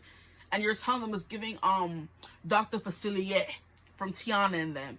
How I was watching a video on TikTok yesterday, and it was like this guy in New Orleans kept trying to get me to rub elbows with him. And he thought I didn't know, or I haven't heard that to never rub elbows with somebody in New Orleans. And it's kind of like, people in the comments like, oh, not Dr. Facilier. Like, and there's something here about when you rub elbows with someone, you switch fates with them. And I'm like, what kind of bullshit? Why do you mean? Switch fates. And I'm like, I ain't never heard that before. I'm glad I do now. Because I was thinking of going to New Orleans for like a work trip in October, and now I would have been, I don't touch people. I know I wouldn't have did it myself. I wouldn't just be rubbing elbows with a random person, but it's just something you don't really think about. And when people bring that to your awareness, and when you bring that to people's awareness, it's like, oh. So what you don't know is you're very tuned in, you're very tapped in, you're very scary spiritual. You'll be seeing the tough things, you'll be seeing the dark stuff and the scary stuff. And that's the part of spirituality most people don't want to come to terms with. And that's what you're very rooted in, right? Interesting. I don't know what I'm doing now. Like, I keep getting lost. So maybe you're like always being pulled or drawn somewhere. Maybe you have this, you know what's really funny? That I haven't cleansed in between a reading in forever, but I also haven't done a reading home in forever. But I felt the need to cleanse before your reading. And I literally lit some sage and was like, please clear out the energy. So there could be something here about you need to hear more, you need to protect yourself more. Because there are vampires, literally demons, literally just nasty, goopy, gumpy stuff that are trying to attach themselves to you because you are so spiritual, you're able to see them. It's like giving Melinda from Ghost Whisperer, how she grew up knowing she had the gift to see ghosts. Her grandmother had it, now she had it. And it's like, she could have pretended and not see, like, she went through some stuff, some ghouly stuff. Maybe you are Melinda Gordon, okay? Or maybe you should watch Ghost Whisperer if you've never heard of it or seen it, and you'll, like, find yourself, you resonate with her. But she was able to see ghosts her whole life, and she made it her mission to help them cross over and find some kind of peace. Because literally staying stuck on Earth after you die, some of them were confused, didn't know their name, forgot their families, why they can't pass on, why they're not seeing the light. And she would go on this whole journey with them every episode and go to their family, give them their last final messages from the person, and then they would finally be able to move on. Then there was some souls she couldn't save, right? And there were some souls who were in perpetual purgatory because they wouldn't go into the light, and then they ended up turning into dark spirits. They didn't want to move on, you know? And those things stay here, right? Like, growing up watching all these kind of shows really done open my mind to some kind of stuff, all this stuff. I'm like, what you mean? And then there's like a few seasons where she was like, she was the light one, and there was a dark guy who could also see ghosts. He was a ghost himself, and he was like recruiting people to the dark. And I'm like, what the hell? That show scared the bejesus out of me, but I loved it. And it's like, he would recruit evil spirits to the dark, and Melinda would try to save them, but some of them just didn't want to come to terms with that they were dead. Some of them didn't want to move on. Some of them were just really bad, evil, wicked people in their real life, and they just wanted to stay here and terrorize everybody else. And then sometimes the people she would save would go into the light. We'd never see them again. I would cry every episode with her and then move on. Then there were some people who she couldn't save, who you would see be sucked into the ground and turn into dark, shady spirits. And I'm like, oh Lord, Father, help me. And that guy was giving a Dr. Facilier. He had friends from the other side. And he had to have been working for somebody, child. But we never realized who he was working for, right?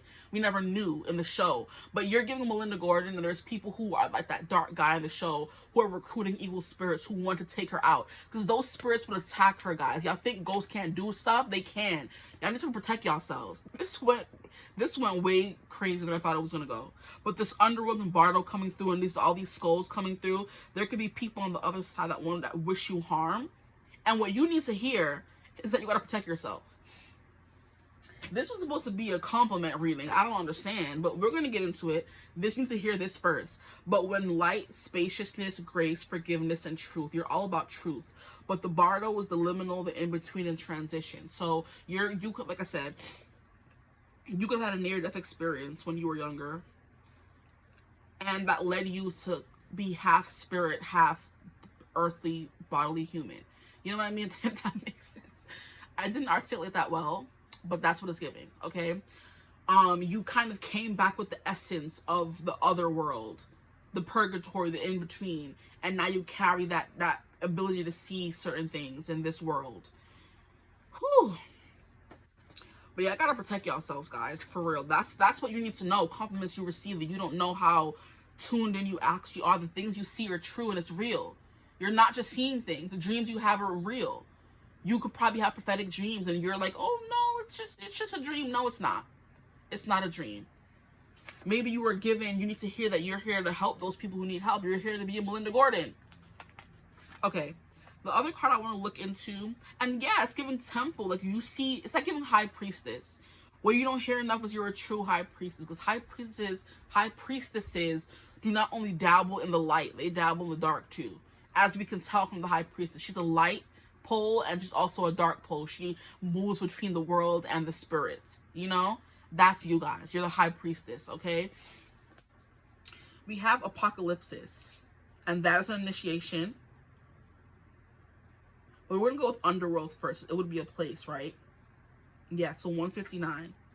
I hope you're still with me here, because this isn't what I was expecting. Maybe that's why you felt called to group 1 as well, because those are the compliments you will need to receive. But this is more like real life stuff you have to know right now, right?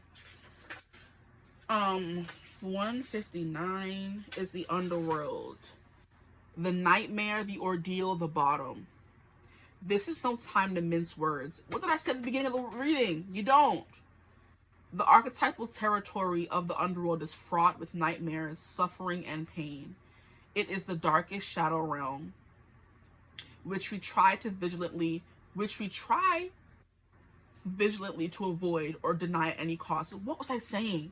Oh my gosh, exactly. You're that truth. That's a compliment you need to hear. You tell the truth. The things you see are the truth. Excuse me. Try as we might, the darkness pulls us into its depths through disturbing dream images, unexpected accidents, illness, war, conflict, and ultimately death. Yo, I'm about to throw the whole table. I didn't really have to read it, but I did need some confirmation from this. But that's definitely all the things that I've been talking about for the past however many minutes. Like, that's crazy to me. Okay. Whew. Not visiting the underworld or denying its existence altogether is what gives it dangerous power. Transversing its forces. Hold up, I can't read. I know I can. Hold up, relax. Traversing it forces us to bow humbly to the greater forces that be, while summoning the inner strength we previously underestimated. Take solace that the underworld subsumes everyone from time to time, making us deeper friends, more intimate partners, soldiers of light. Yeah, literally, soldiers of light amid our shadowy times. Facing darkness and choosing light is the most profound call of all. Now we have when light, bravery, which came through for you because Mulan. Depth, facing the deepest fears. That's Mulan. She went into war, no questions asked, no fears, no holds barred, to protect her family. So you're the ultimate protector as well, okay? But there is also something here about you thriving in more male-dominated or dark spaces. And that also can kind of mean the same thing sometimes, because I just heard that men kind of submit to their darker, baser urges more often than women do, which is why when we think of masculine, we think of war, we think of Aries, we think of Mars, and when we think of nice, pretty females, we think of Venus, right? So it's giving you are more like masculine than more women, if you're a woman watcher or even a guy, and people can kind of be scared of you very easily, but that doesn't make you a scary person. It just makes you someone who has their eyes open to the truth, okay? Now we have apocalypsis. That's the one I'm really interested in. So maybe you bring a lot of fear to people, like you strike fear in their heart because of a reputation you may have had, or a reputation you have built upon yourself. You know, like when like I said, if a high priestess walking in through the village, she's mostly only in her temple, right? When she comes to the real world, there's an energy around that's like dark and like abyss, yes, that's the word I'm looking for. An abyss, and it's like powerful, but it's also scary to people who don't even have any clue to what she does or who she is. You know, people who have never touched spirituality or don't believe in ghosts, like when you to come around and they feel those things like fear and sadness, they're like you know, it strikes fear in them, and it's something that, like I said, it doesn't make you a bad person or anything, but it's just something that you need to hear, I guess. That's also a compliment. You can see things as they are, not as people wish them to be. Okay. Now, apocalypsis is 215.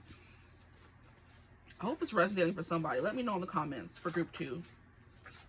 I still have tarot to pull from as well. Okay, 215, where are you at?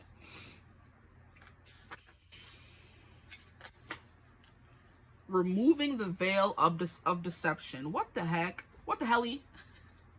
What the hell, LeBron James? What the hell, Yonte? Okay, let me put something down. My little astronaut fan, and I will be right back. Okay, I'm back. Okay, apocalypsis indicates a particularly painful time, one that unfolds when two disparate dynamics. Okay, when two disparate dynamics occur simultaneously, pulling the psyche in seemingly opposite directions. The first is a lifting of the veil. This means truths that have been kept in the dark are revealed, seen, and unearthed. Look at that. No matter how relieving it is to witness them come into the light, an element of despair and grief follows. So what compliments you need to hear is you're really good at balancing the dark, okay? You're really good at dealing with the dark, right? That's something that most people would really be overwhelmed by, but you're able to navigate that landmine that dealing with darkness is. Nobody's saying you're evil, and nobody's saying you're nothing. And I'm pretty sure if you chose this group, you know you're not. Unless you are, then get it together. Let me stop. Sorry. But it's kind of like you're able to deal with war and famine and minefields and being in like a lot of places where despair and hunger and grief run rampant, and that's why you're doing this temple. You're a temple to people who have dealt with those things. There's another compliment coming through. You're able to help them feel seen and heard, because it could be something you've dealt with yourself, and only people who have truly dealt with something you've dealt with can fully understand what you're dealing with and help you get through that. So maybe you're kind of like a grief counselor for people who've been through things, all right? And things can be a lot of different things, you know. There's SA abuse, there's just abuse in general, physical abuse, domestic abuse, there's war abuse, you know what I mean, of the mind, of the body. There's like eating disorders. You can see ghosts, and people who have had those kind of near death experiences see you as this temple, right? Because the bardo was the liminal, the in between, and then we have the temple. And like I said, I think these cards are gonna resonate with each other. So you're a warrior with a beautiful heart, right? People see you as someone who's like, oh, so mean and gruff and aggressive, but you're someone that's a huge heart. That's a compliment you need to hear. You're someone who can see certain things, but you can also deal with it. It's not something that can overtake you, or something that will ever overtake you. You are the high priestess. She was made for this. You were made for this, okay?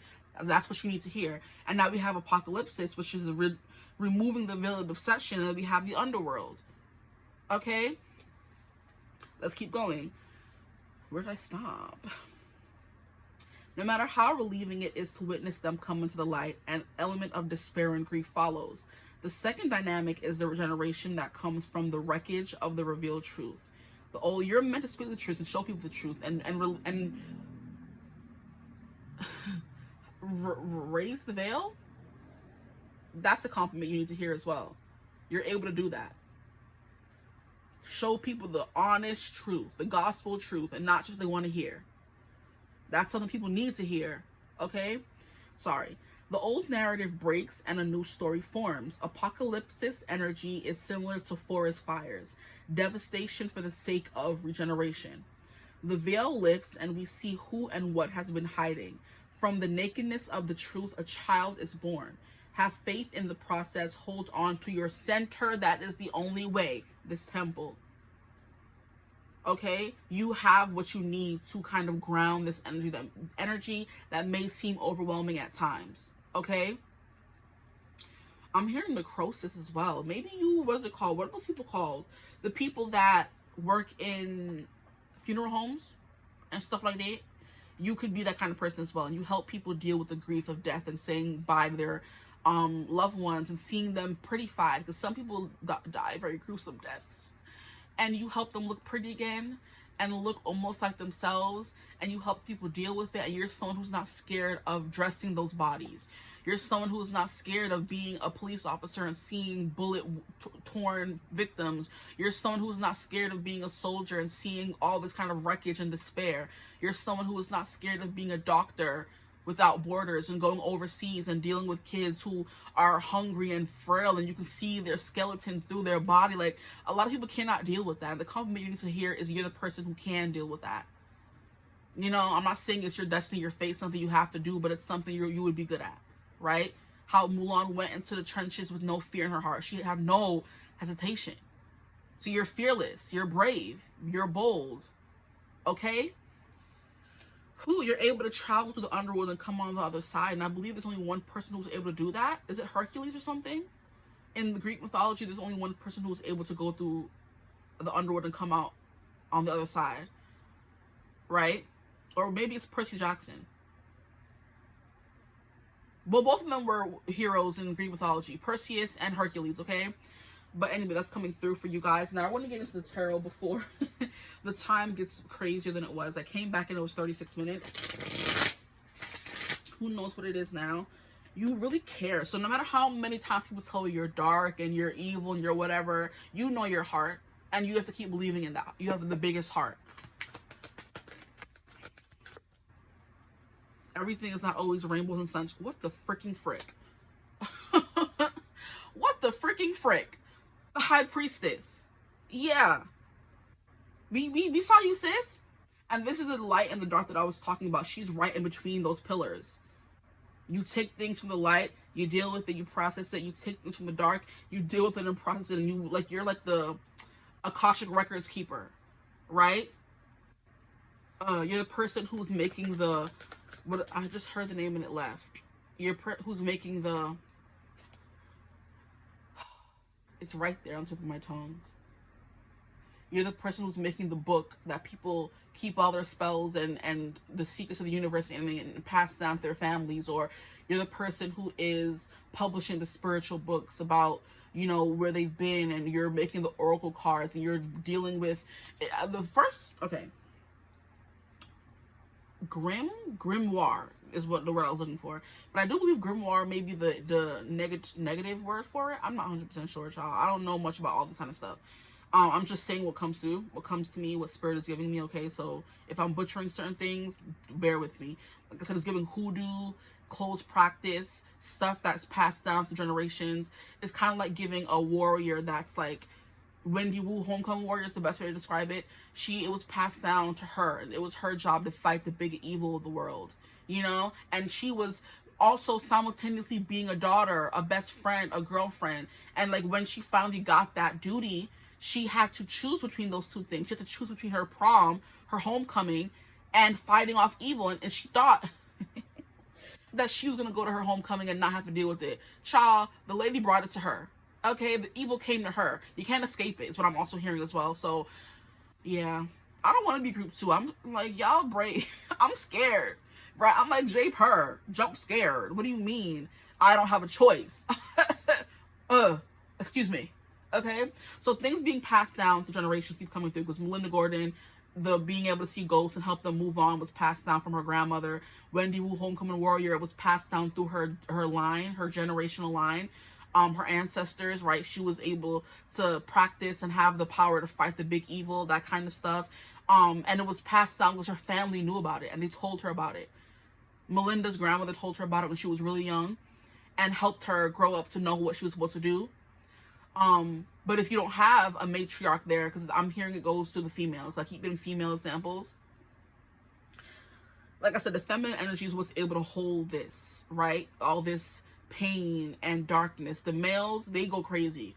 They go to war and start killing and all this kind of stuff when they deal that energy. The women are able to transmute it into, like, you know, wisdom and knowledge and power. The men just take advantage, right? Because that's what these men do out here sometimes, right? No tea, no shit on men. But there's a reason why women are Venusian and men are Martian, right? But anyway, yeah, she's sitting here taking the information she's getting between, she's like, this is her veil, her workshop, and she has her little thing on top of her head, her crown chakra. She's receiving messages and she's downloading it. She receives downloads, and that's a compliment you don't receive enough. Like, you're just, you're tuned in, yeah, but it's giving overstimulated as well. You receive too much, you feel too much. You know what I mean? Empath energy. But you're the person who's like writing the grimoires or the books, you know, the Book of Shadows and Charm, for example. Here we have Ace of Swords. Yeah, you're the person who receives a lot of the information, right? We have 10 of Swords in reverse. I'll keep it in reverse. You're the person that kind of brings people back from the edge, is what I'm hearing. So you're meant to be the psychologist. You're meant to be the person who's going overseas and helping people who need help. Like, you're meant to do like the jobs, the dirty jobs other people can't. We have the Star in reverse.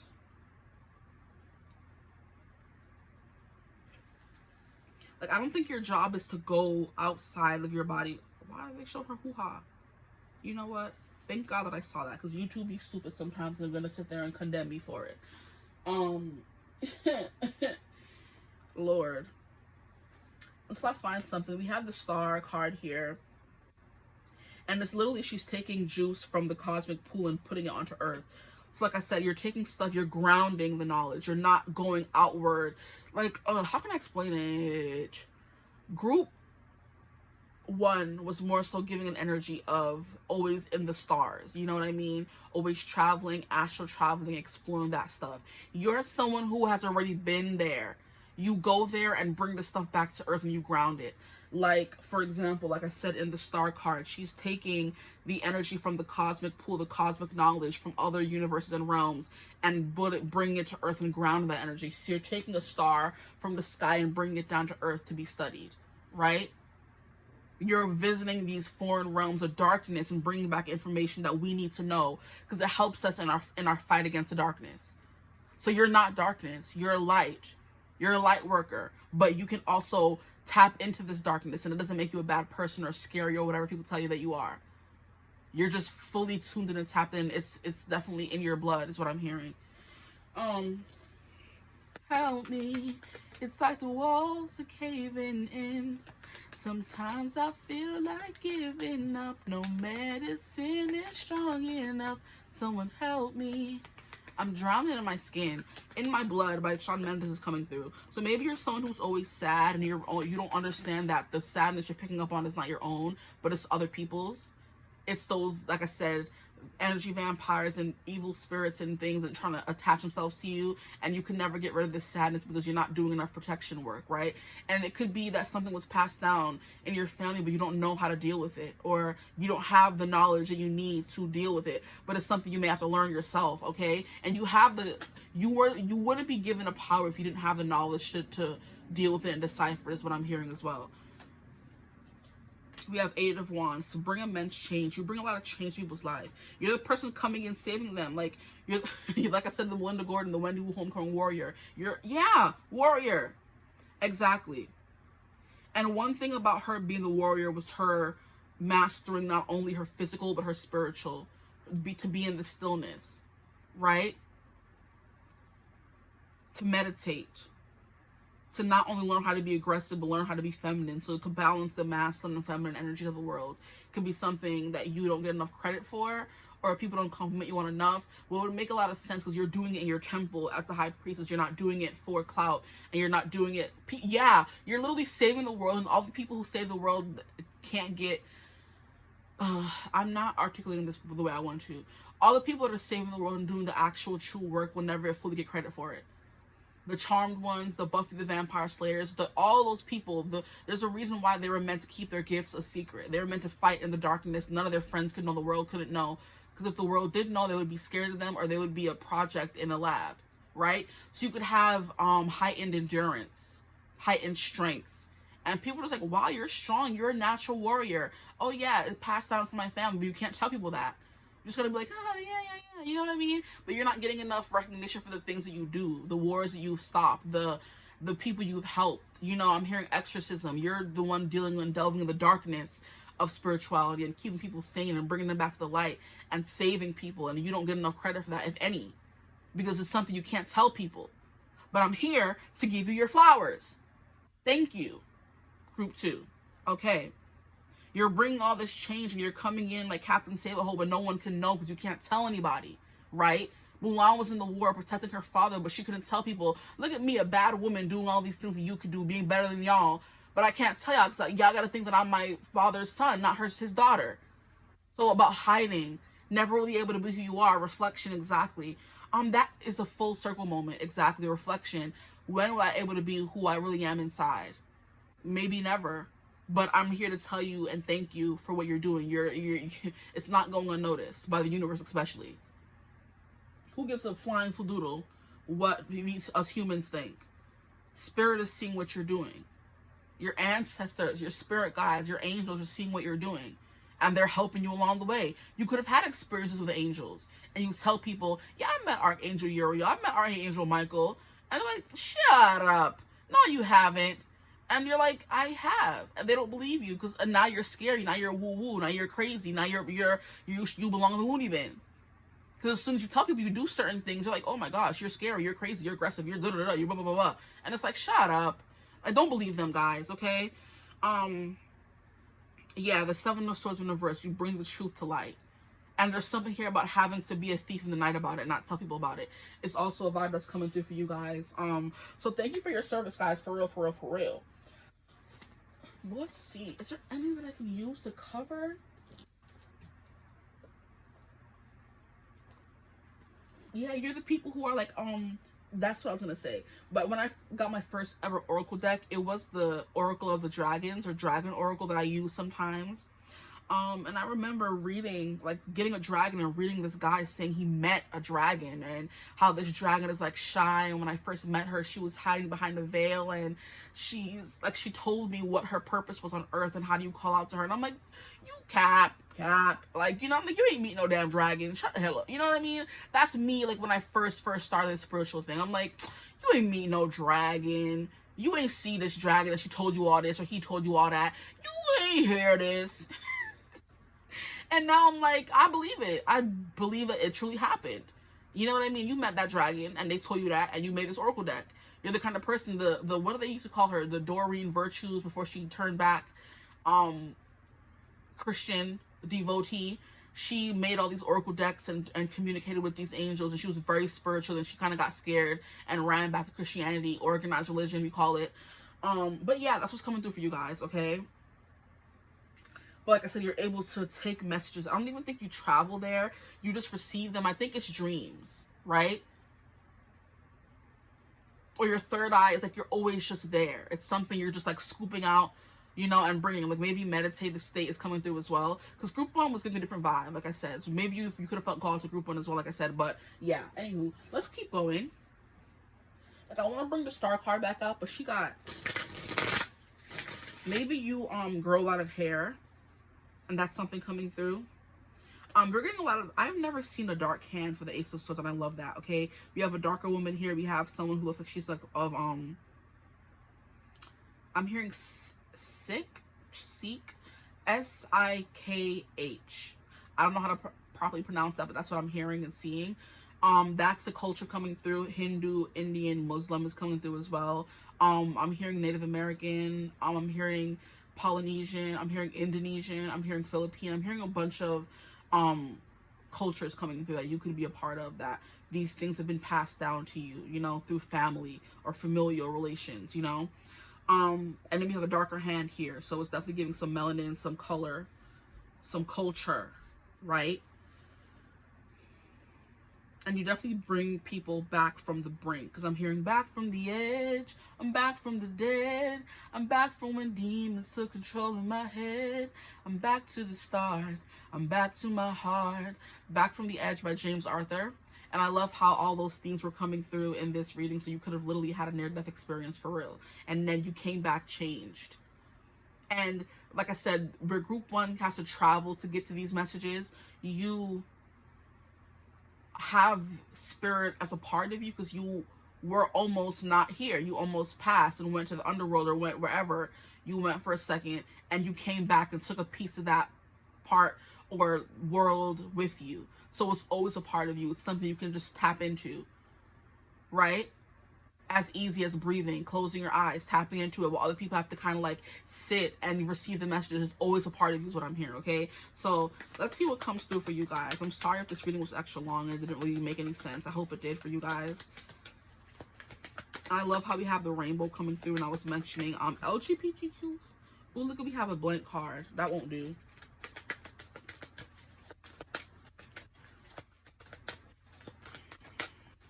What compliments, what do they need to hear? What do they need to hear more of? That's why this reading was specifically, what do you not hear enough? Okay? We have detective. Oh, these are too many. Bro, come on. Y'all wear many hats hurt you, but I just need one. We have monk nun, which makes a lot of sense. To me, it says selfless devotion and single-minded dedication to spirit. Yeah. You're definitely more inherently focused than my group 1s are. Or more tapped in. I don't want to say more tapped in, but yeah, kind of. We have monk nun, okay? So it's like you completely giving your life over to spirit is what I'm hearing. Here we have Messiah. Wow, and you see how that just rolled over quickly? Serving humanity with humility. Yeah, humility means many people don't really know what you actually do, you know? That you save them many a times. Like how in many episodes of Buffy, she saved the world and nobody knew, and they just went back to school the next day, and she's like, it's just funny how I just saved the world and nobody knows. And Charm, the 3 sisters saving the world, but they couldn't tell anybody they were witches. Only a handful of people knew, right? Wendy Wu, Homecoming Warrior, she couldn't tell her parents, I mean, she couldn't tell her friends or her boyfriend, but her family knew at least, you know. So there's people you can support or rely on, but you'll never really get the full effect of being like, thank you for what you're doing for us, right? It's giving spiritual warfare. It's what you don't get complimented on enough. The spiritual work that you do, the way you help people, the way you keep the dark at bay is what I'm hearing in particular. You keep the darkness at bay. Oh, 2, I thought it was only 1. Look, another book. This is what we said. What we said. We said what we said. When these cards come out, you can choose whatever you want for. That's what they say in the freaking whatever. Like, this can be whatever archetype you want if you want to make a new archetype for yourself that doesn't have anything to do with what they already have in the deck. So it's kind of like, maybe, like I said, you're a person unto yourself. You're something that can't be described in this deck. They don't have the word to describe what you are. So just, you know what it is. You know what that is. You do, you know? Even if I freaking don't. Not 2 of the same ones. Yeah, there's certain archetypes in this deck that don't really fully describe you and your power.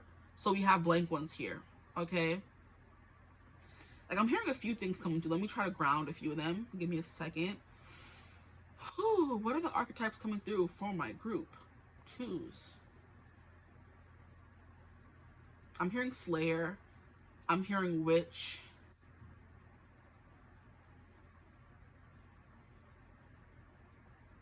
I don't think they have High Priestess in this deck. I'm hearing High Priestess as well. I'm hearing Savior.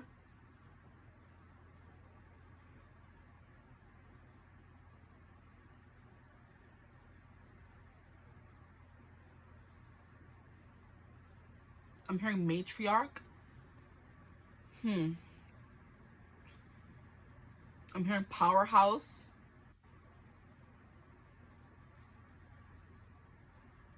And I'm hearing something that I can't quite put into words. It's not a word. It's like a feeling. So that, which makes a lot of sense why these cards came out blank. It's like a feeling of a light worker doing the good work, doing the good deeds, right? There's not really a word for someone who dwells between the light and the dark, besides high priestess maybe, you know? But you're in your little temple, doing what needs to be done, doing God's work or spirit's work, whatever you resonate with, you know? But I'm going to end your reading right here, though. Then we have the star. So it's giving like Martian, it's giving alien, it's giving someone who's not of this world, you know? Or you're not fully human is what I'm hearing. I'm hearing bionic, right? But I wanted to put this card down, but I really couldn't because she's naked. And I know YouTube's going to say something.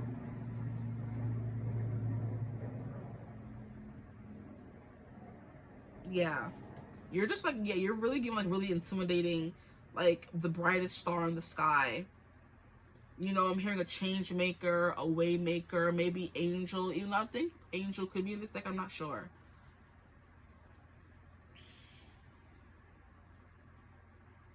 I'm hearing Angel by Halle Bailey.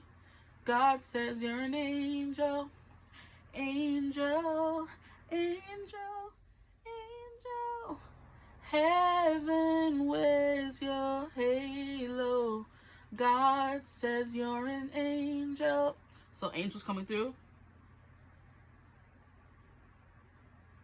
Starseed also coming through.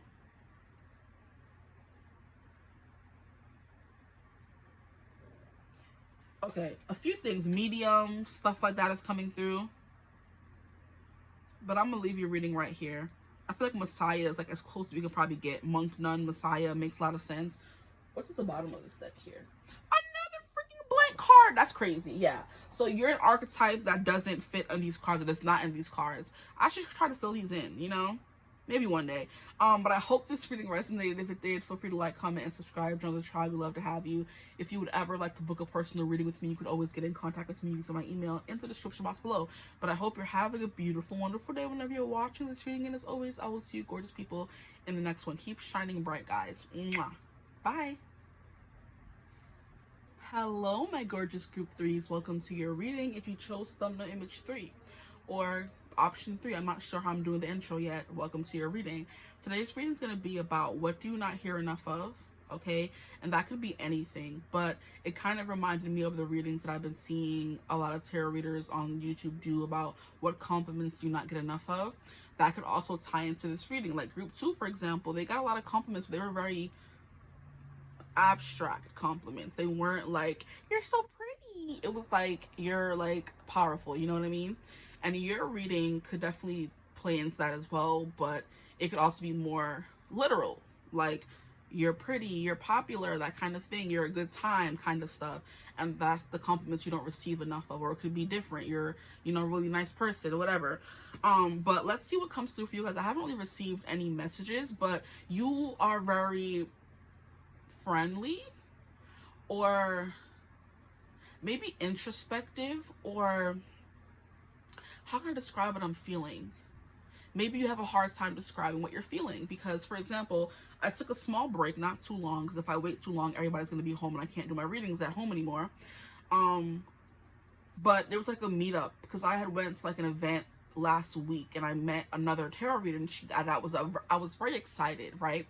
And she like gave me her digital card, and I had sent her an email saying it was good to meet you, and she says she does like meetups with other spiritual people who do like palm readings and aura readings and, you know, regular tarot readings and stuff like that. And she's like, she does meetups at some places not that far from me every month, and I never knew about it. And I'm like, what, really? And she's like, yeah. So I'm like, yeah, well, she gave me her information. I reached out to her a few days ago, but she just got back to me, and she like sent me the link, and I was like going over it. But you have to create a profile first, and the profile asks you, what would your friends describe you as? And I'm like, I don't know. I know what I would describe me as.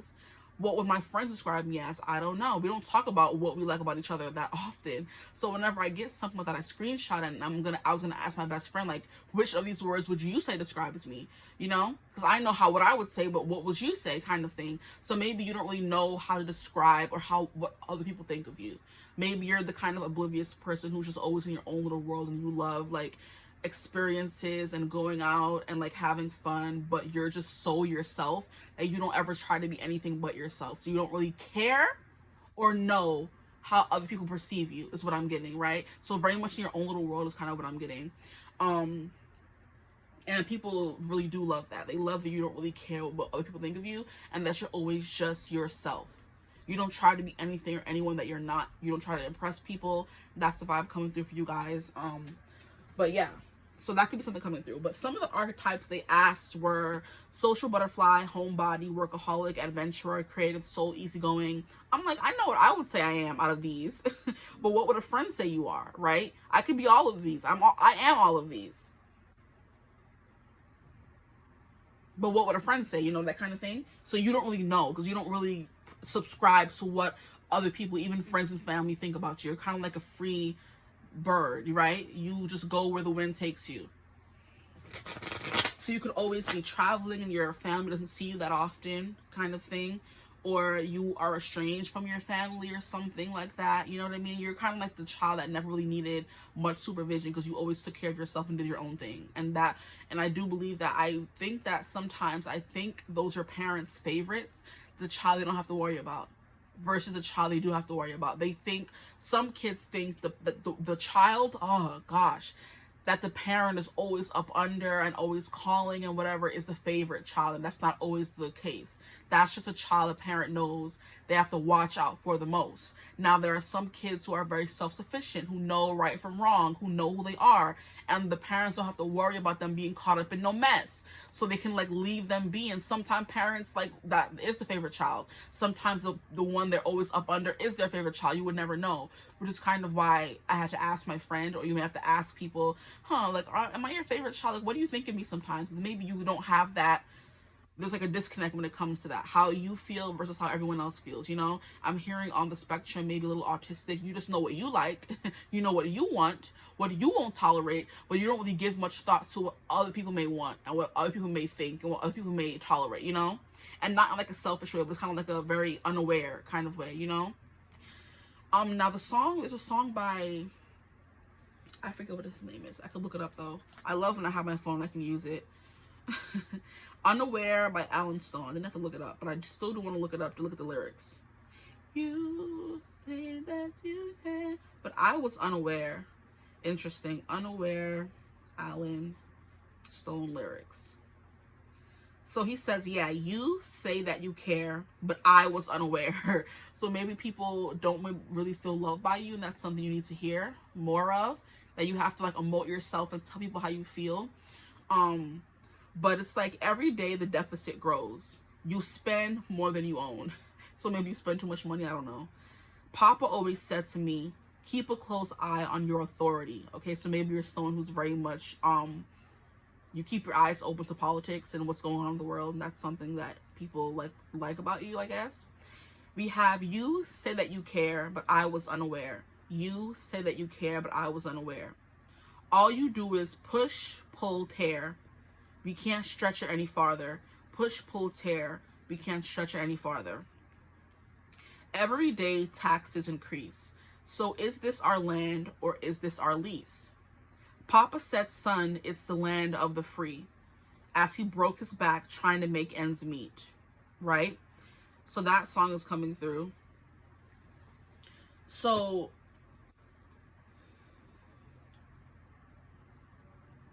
I don't know what that has to do with you say that you care, but I was unaware. Maybe this person is very aware and they're just so woke is the vibe that's coming through. Maybe sometimes you're too woke for people, you know what I mean? And that's a compliment, honestly, because there's certain things that you see that other people don't see, and then there's certain things that so maybe you're more of like an observant person, not much of like an emotional kind of person, if that makes any kind of sense to you at all. So it's like you are always seeing things, always observing, always keeping a close eye on certain things, but then it gets to the point of not caring what people feel. So you're just like a bystander, impartial party is what I'm hearing. Thank you. That's the perfect example. You are an impartial party. You know how to keep your emotions out of things. And that's sometimes very necessary, especially in woke culture, because people think that someone stating a fact is them trying to be mean or come at you or be malicious. And it's like, no, I'm just stating a fact. That's something you have to change. And people are like, you could have said it in a nicer way, but why? Whether I said it in a nice way or a mean way, it doesn't change the fact that you are this way, or have to change that, or should change that, or you know what I mean? So sometimes you come off as a little unaware of how you come off to people. If that makes any kind of sense, you know? If that makes any kind of sense. But the fact that he's talking about taxes and leases, and you're a very woke person, right? And that's something you don't get enough compliments on, that you're out here trying to change the world and other people are trying to stay blind, right? So I do believe in that song. The way I would interpret it is that Alan, the writer of the song, is saying, you say that you care, right? But I was unaware because your actions are not matching up with what you're saying right now, you know? That's what I was trying to articulate earlier in the reading. Like, he's saying, oh, I'm unaware that you say you care, honestly, but I'm not feeling it, you know? I'm not feeling it. So that's coming through. Let's see what comes through for you guys, actually. What do my group threes not hear enough of? Please, Spirit, what do they not hear enough of? What are some compliments they should receive more of? Please don't fall. Thank you. And then we have these. I'll take them. 1, 2, 3, 4, 5. Can I get one more card, please, Spirit, for my group threes, please? What do they need to hear more of? Yeah, we have the orphan coming through here, so there could be something here about you feeling alone in the world, that your parents don't care, your family doesn't care about you, black sheep energy. Okay, so we have the king. I love this group one got the queen in this exact deck.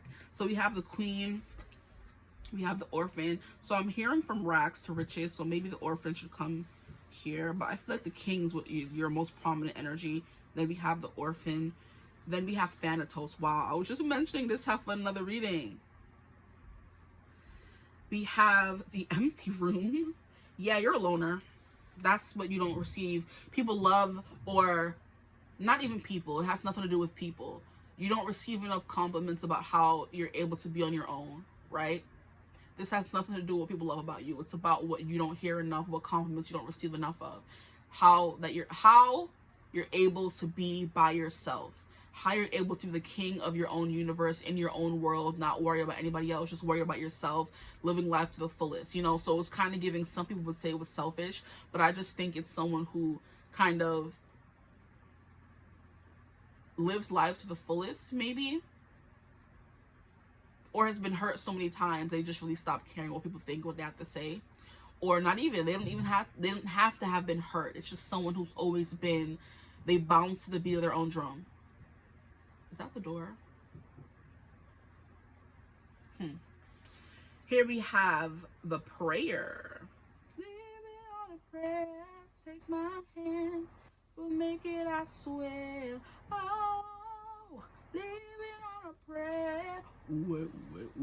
Wait. Then we have the mask. Interesting. I wonder if this is even straight, is my question. Maybe if that was a little more straight, I could tell. Because the flowers are kind of getting in the way of Thanatos. I want you to see the whole thing, okay? Every time I hear Thanatos, I hear of Thantos from Twitches, and I'm not sure if that's purposeful, or they called him Thantos for a reason. And Thanos is also, is that the bad guy from Marvel? So maybe people will always make you the bad guy, and you have to, what you need to hear more of is you're not the bad guy, you're not the black sheep, you're just you. And if you don't fit into your family or friend standards, that's a them problem, honestly. Like, you can try to understand and be empathic to what people feel, what they don't like, what they do like about you. But at the end of the day, you're the person who matters the most in your life, okay? And if that can be selfish or not, that's just life. And it's a compliment you need to hear more. Keep putting yourself first. Keep putting yourself first. Please and thank you, okay? The world says it's selfish. It is selfish. I'm very much, worried about myself, right? But I'm also getting with you being woke. You're not only for yourself. So people just say that when they can't take advantage of you, you become selfish. When they don't always get what they want from you, So you need to hear more that people love that you hold your boundaries firm, that, you know what I mean? That kind of thing is coming through. I'm trying to articulate it properly, but I keep hearing a bunch of different stuff. You hold your boundaries firm. You don't fold under pressure. That's a compliment right there. Okay? It's giving me big Aquarius vibes. You care about the human condition. You care about suffering and all that kind of stuff, but maybe in one-to-one interactions, you maybe have a hard time connecting with people truly. And that's a good thing. That's a compliment for you, okay? Because you care about people, yes, but it's not always like a, I want to people please and do whatever you say kind of energy. It's in like a very just universal, I want universal healthcare, universal love. I want everybody to be treated fairly, that kind of thing is what's coming through for you guys. A compliment you don't receive enough of, that you care about people truly. No matter how many people tell you that they don't care. Or you don't care, sorry. Okay, so let's get into it. The king is someone who's always in control. So the fact that you always seem in control, and like I'm hearing benevolent king. So you're definitely the person that's getting everything together, getting everyone together. You're handling all the like the minute details of everyday life. You're, you know, responsible as well, that kind of thing. Because the king is the one everybody's running to for help, for money, right? And and I'm hearing that's the reason why you charge taxes. That's funny. So maybe you charge people for your time, even if it's family or friends, because you're like, my time is my money, child. If you want to book a session with me, you better pay me, right? And that's a compliment you don't receive enough, that you literally made like a business out of people needing your time and energy, right? Because kings charge taxes, right? Because the kingdom needs so much. They're always coming to him when there's a problem. Should he not be paid for his money? I mean, should he not be paid for the job he's doing? I can't. Maybe you're very money hungry and you like to work very hard for your money, okay? And that's also a compliment that you deserve to receive, I would say. That's funny. Does he not deserve compensation for helping the kingdom, right? Every time there's a problem, who they're running to? The king. But then when he's charging taxes, it's too much. Well, I'm doing all this work for y'all. I need some compensation. Being a king ain't free. Y'all are funny. That's hilarious. And that's usually something I wouldn't agree upon, especially since I'm mostly the person who's paying the taxes to the people doing the work for me. But I'm in your energy right now, so I completely understand what you're talking about, where you're coming from, especially as someone who, I'm doing these readings essentially for free for you guys, you know what I mean? And I don't always get compensated for it, but I'm still doing it, right? But if it's like, this is my time I'm giving to you. You don't deserve, I don't need to be paid for this time. But if you did want some time in a personal reading, you're gonna pay me, right? You see? So you have specific talents that people could use, and they want to use it for the free, which is why they kind of get mad and call you selfish when they can't use you the way they want to. So you're not easily usable is a compliment coming through, essentially. Okay, now we have the empty room, how you're able to be on your own by yourself, very self-sufficient, very introverted. You don't really need human interaction, which is, I mean, all of us need it in a kind of way, but you can go the longest than anybody that ever knows, what I'm hearing, can go. Anyway, we have the orphan. Maybe you got out the mud is what I'm hearing. Maybe you were someone who didn't really have parents. Maybe you were in the system. Maybe you were an actual orphan, right? And you kind of pulled yourself up by your, you know, lapples, I think is what it's called, and kind of put yourself through school, put yourself through work, and now you've made something of yourself. And that's not a compliment you receive often, your success, the things you've done.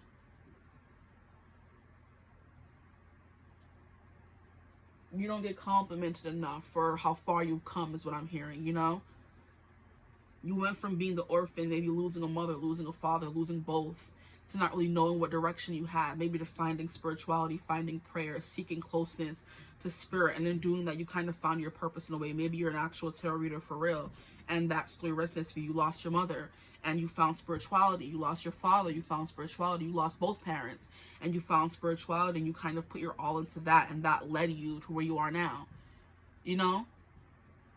You went from someone who maybe didn't have many prospects or many things going for you, to now someone who's like I'm hearing a force to be reckoned with.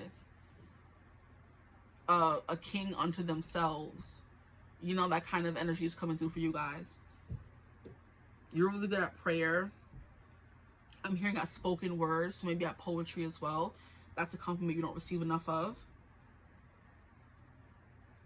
There could be also something here about interior design. With this empty room here, you turn an empty room into like a sanctuary maybe.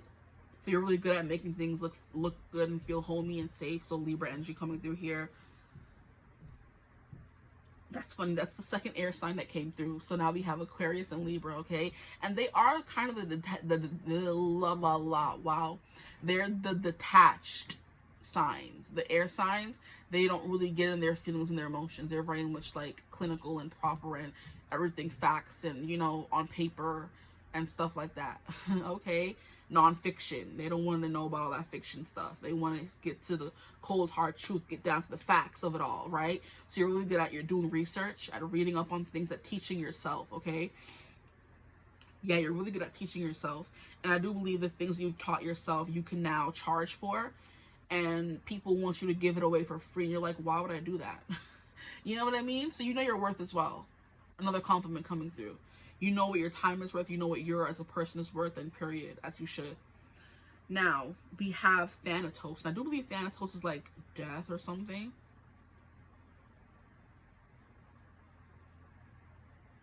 And then we have the mask.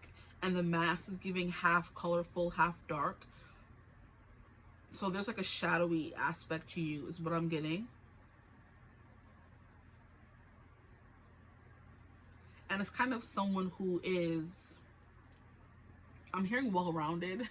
That may not be the best word to describe it, but that's what I'm getting. Someone who is very well-rounded, who can dwell in the bright, vibrant light, socialize with people. Like, you're very friendly, which kind of came through the beginning of the reading, whether it resonates or not, it came through. And then we have this dark side, which is this empty room, right? You could just be isolated by yourself and survive.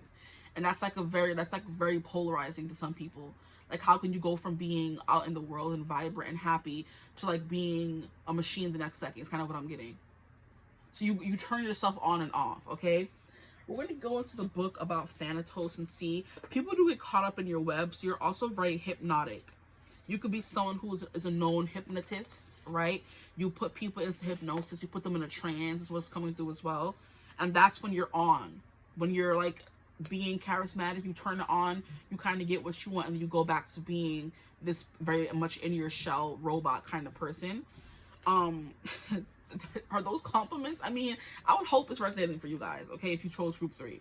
If not, find another group, honestly. But Thanatos is an initiation. It's 213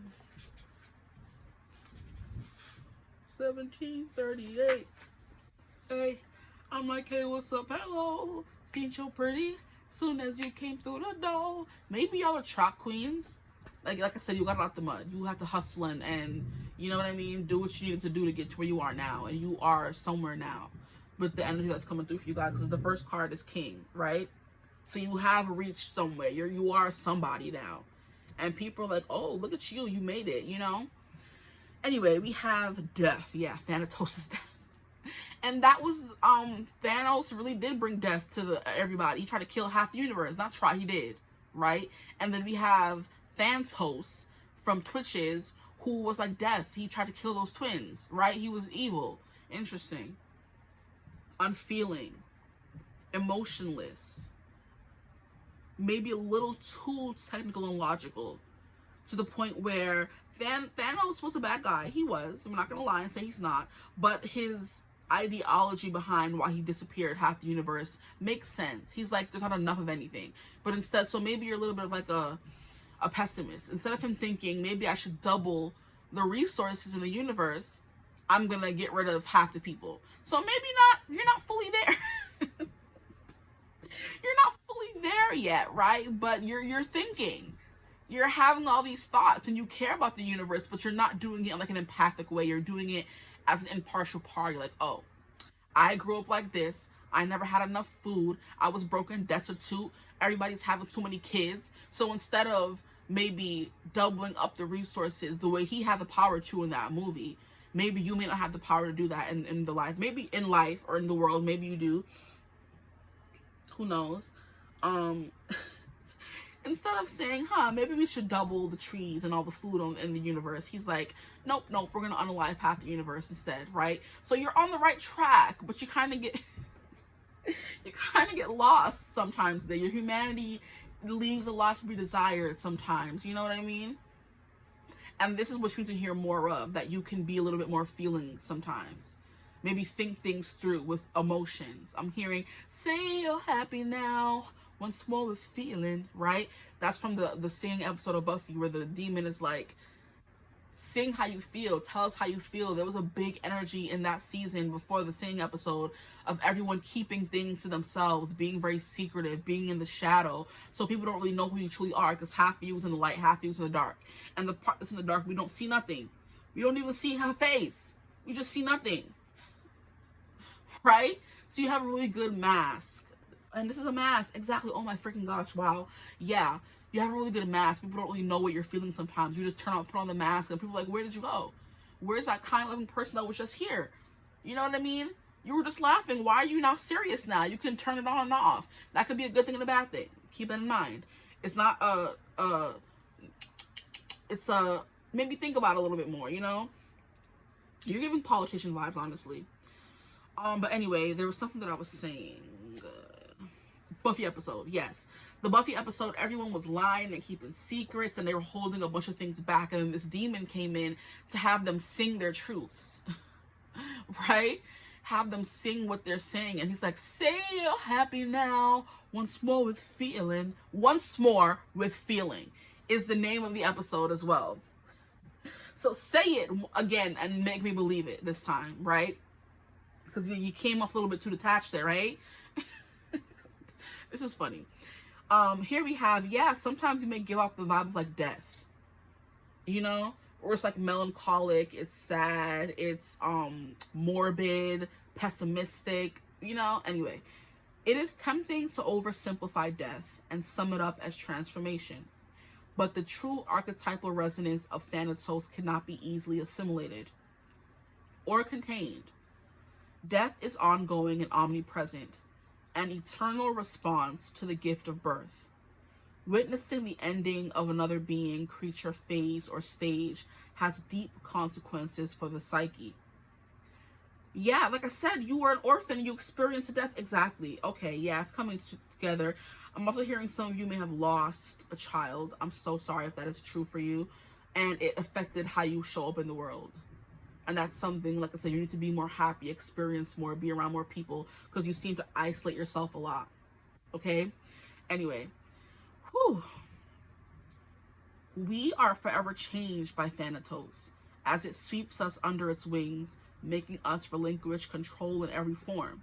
It leaves a mark of ash upon our heart, signifying we have touched the cusp of the underworld and will return to the land of the living eventually, with more compassion and wisdom to share. This capacity is needed in our world. One who has faced the annihilation of Thanatos can face anything. When this card appears, it signifies an initiation into the underworld. And the underworld came through group 2. So some of you may have felt called group 2, and it's funny how I mentioned them at the beginning of the reading.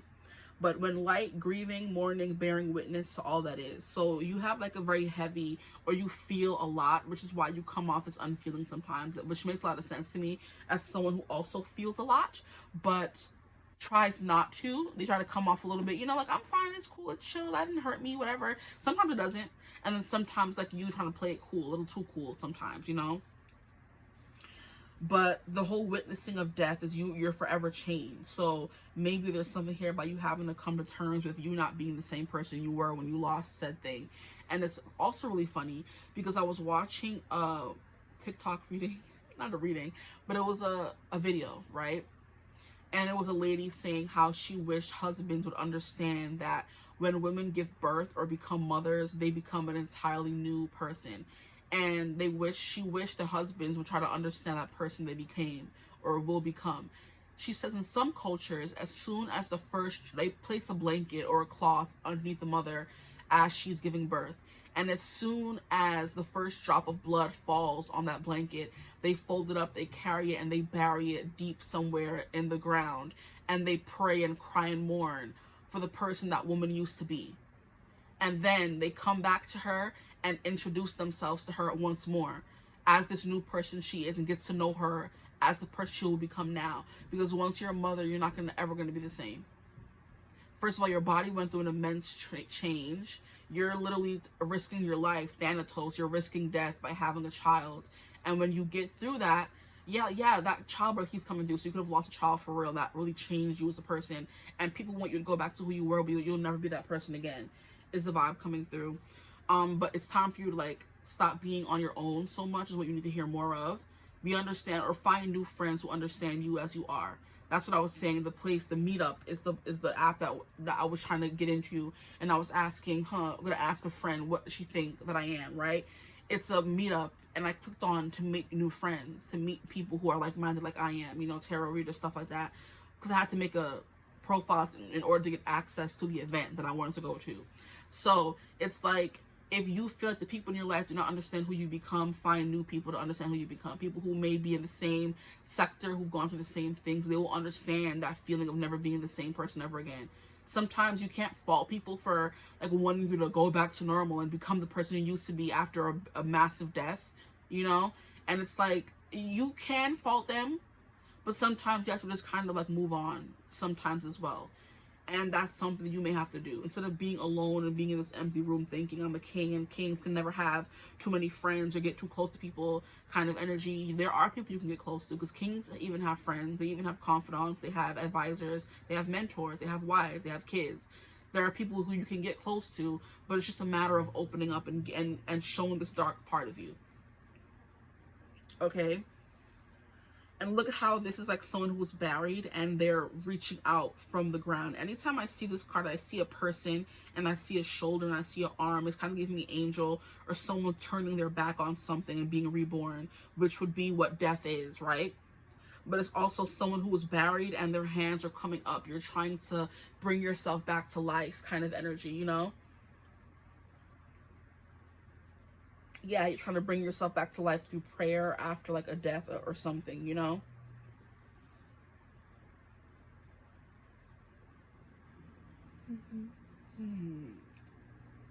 Sorry, I was getting, like, pressure in my left ear.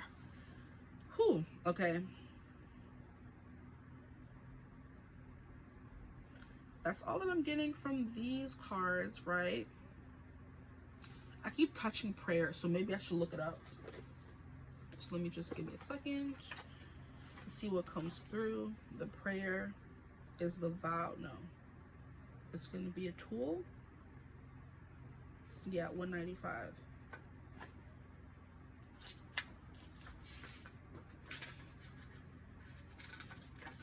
The prayer, the worship, the reverence, the homage. What is prayer? When are we in a state of prayer and when are we not? To whom or what do we pray? Archetypally, the practice of prayer has been with us since the dawn of time as a remedy for the omnipresent self-centered thinking that spins us toward illusion. So you're very much one with the fact that we are living an experience, but also everything is kind of like fake, if that makes sense. Because after this, we go to somewhere else. We don't stay on earth after we die. Our souls, our body stays here and goes into the earth and gets buried, right? But our souls go somewhere else to be reborn or to be there forevermore, whatever you believe in. That's the kind of energy you're always in. You're always on the brink of, like, once death touches you, like they says, it never goes away. So you're always now straddling that line of being in the living and being in death, right? You're with that person you lost, with that baby that was gone, that parent you lost. You're always going to be this half person that lost someone very near and dear to you, but you're also this person who is on earth trying to have an experience as well. And that's something you've come to terms with. It's something that you know, something that you acknowledge, something that you have realized. That sounds like too small for what you've done. Something you have made peace with, maybe. And that's a compliment you don't receive often, that you know that while we are here living an experience, death is always one knock away from coming and knocking your whole ish over, right?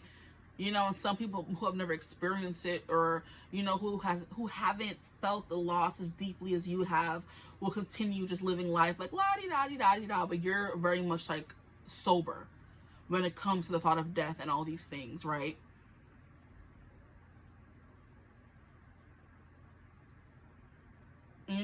It's giving, and it's funny how it's mentioned that Buffy episode, and one of the things that she was keeping to herself was she died in season 5. She sacrificed herself for somebody, I think her sister Dawn, and her friends were like so bereaved, whatever the word is, by her death, that they used some dark magic to bring her ass back, right?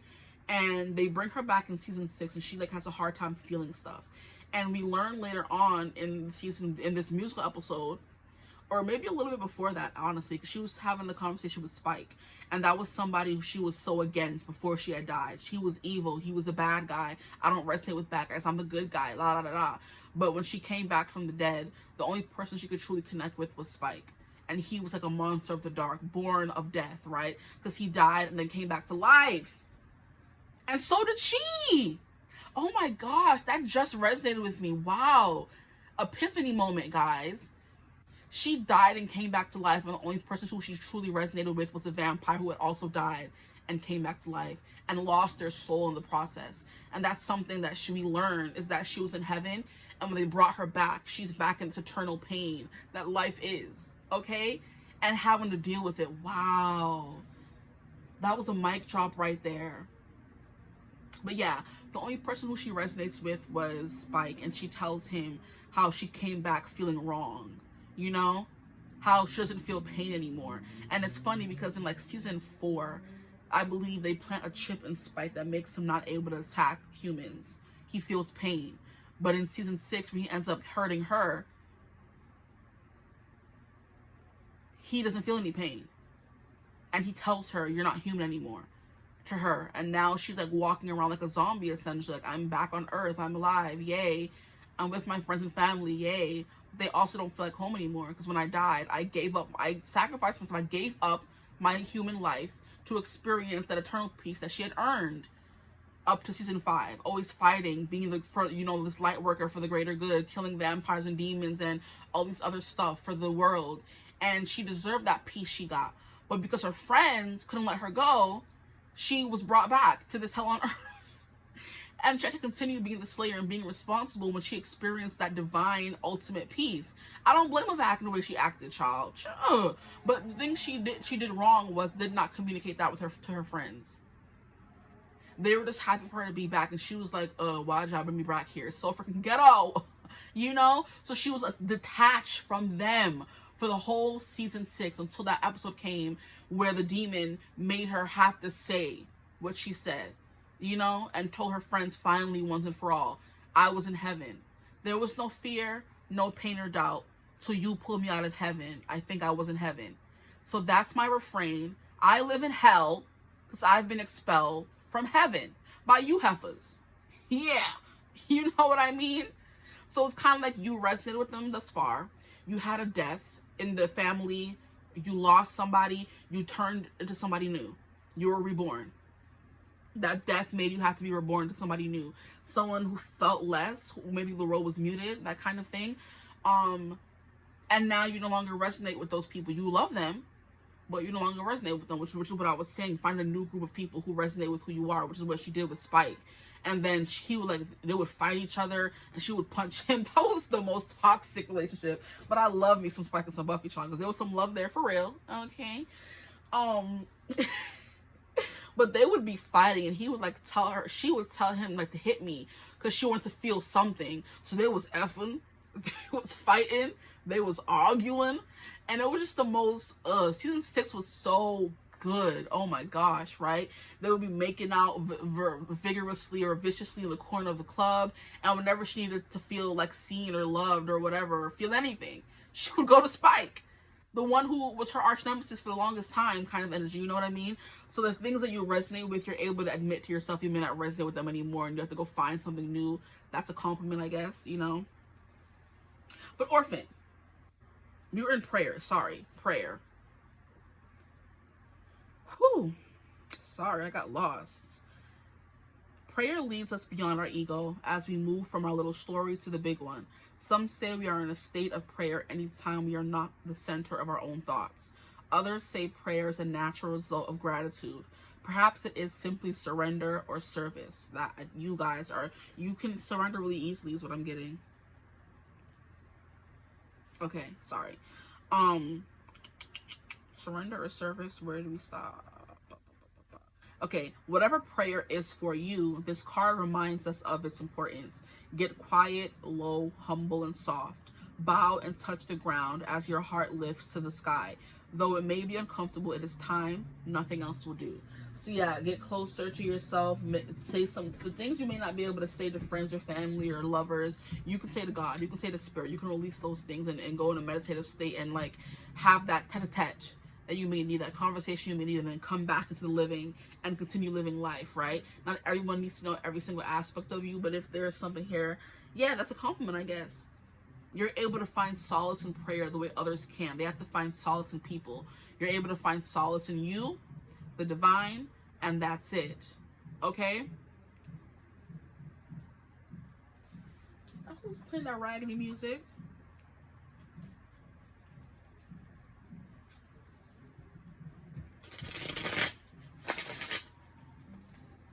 But yeah, something like that is coming through.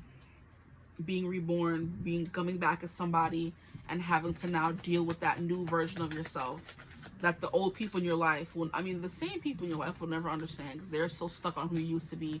They're not trying to learn who you are now, you know? And maybe it's something as simple as praying about it, praying on it, or speaking up about it. But if not, I do feel like prayer is like a escape for you. We have the Lovers, interesting. Any nudity? No. What compliments do you deserve? You have the Hanged One. Yeah, you get really deep insights about when you're by yourself.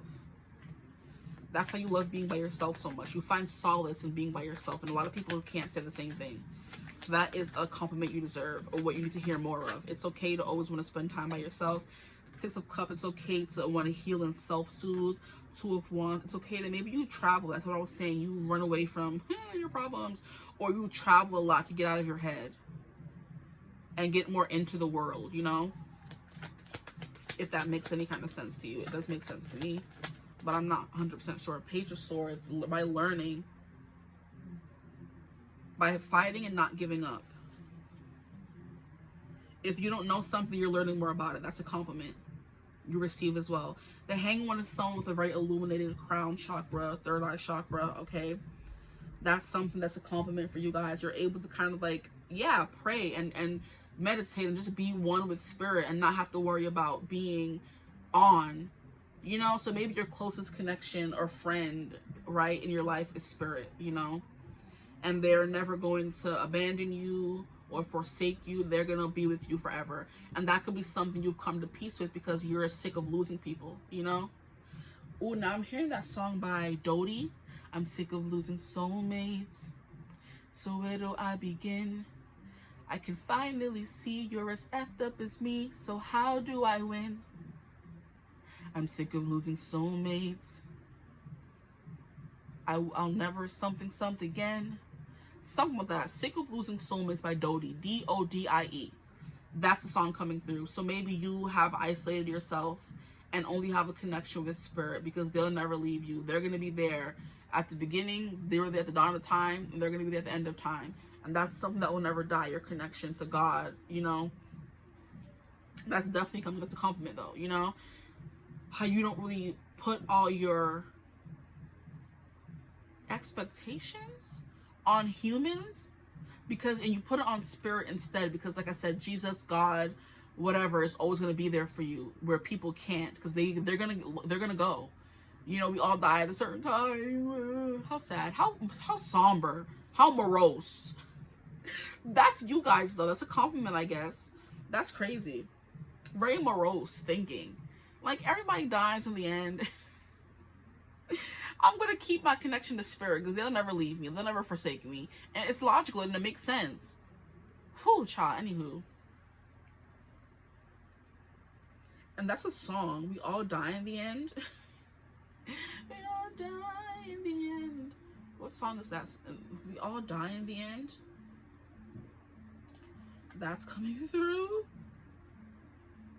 We all die in the end. They both die at the end? No. That's an actual book. How rude. We all die at the end. That's a book? That's crazy to me. I thought it was a song. Linkin Park in the end. I'm like, I know it's Givings. I know the song. In the End by Linkin Park. Okay. Let's see what the lyrics have for us. Who's playing that dirty song? Duh. It starts with one thing. Oh. Yo, not me butchering you. You guys are giving emo for real. Now it's making sense. Now it's making sense. Linkin Park. I'm like, I'm not singing it right. Hold on. It starts with one thing. I don't know why. It doesn't even matter how hard I try. Anyway, yeah, you're giving very morose, very like wanting to be by myself, that kind of thing. Like when I'm with people, I'm on and happy. When I'm by myself, I'm really sad. Yeah. But what does this have to do with a compliment? This is just what you need to hear more of. This is crazy. What you need to hear more of, what you're not hearing enough. That you're perfect just the way you are, honestly. You feel a lot, and you know, you're seen, you're held. Anyway. I'm getting crazy. Like my emo girl came out real quick. Child, I love this song. Oh, hold on. It doesn't even matter how hard you try. Keep that in mind. I designed this rhyme to explain in due time. All I know. Time is a valuable thing. Watch it fly by as the pendulum swings. Watch it count down to the end of the day. The clock takes life away. Look at that. It's so unreal. I didn't look out below. Hold on, we're going to the chorus. Relax, okay? I tried so hard and got so far, but in the end, it doesn't even matter. I had to fall to lose it all, but in the end, it doesn't even matter, okay? So the fact that you don't give up, you keep healing. At the bottom of the deck, we have the Wheel of Fortune, honestly. So maybe you're stubborn and very set in your ways. That's something that's a compliment. People, you know, people have realized about you as well. It's a compliment. These are giving me compliments from the universe, honestly. Because I'm like, I keep saying people, and I'm like, it doesn't feel right, you know? What you need to hear more of. That you're perfect just how you are, honestly. But you do need to open up more, right? What you don't hear enough of is you're very smart, you're very witty. People love how much you know, how much you want to learn. You're, you know, how you crave knowledge, right? The Six of Swords, how you're always able to keep healing and get over stuff. Like, whether you even truly get over, you keep going, you keep pushing forward, right? You try to get through these turbulent waters to smoother sailing. You don't stop trying. You don't stop fighting, okay? That's a compliment. You don't stop fighting for life, for happiness, for love, okay? Now we have the Two of Wands. You love to travel, okay? You dress really well. You're very fashionable as well. It's a compliment you don't receive enough. You look good. People like your style, okay? Because she's getting very fashionable, and so is she. Like, who wears fishnets with these pants, and the fishnets are still showing, and she's wearing blue and red together? Very weird, but it's working for her because I'm not mad at it, right? Yeah, it's the way that you're able to just be yourself and not care what people think about you. The way you dress, the way you look, the way you move in the world, the way you act. There's things about that. The way you don't care, okay?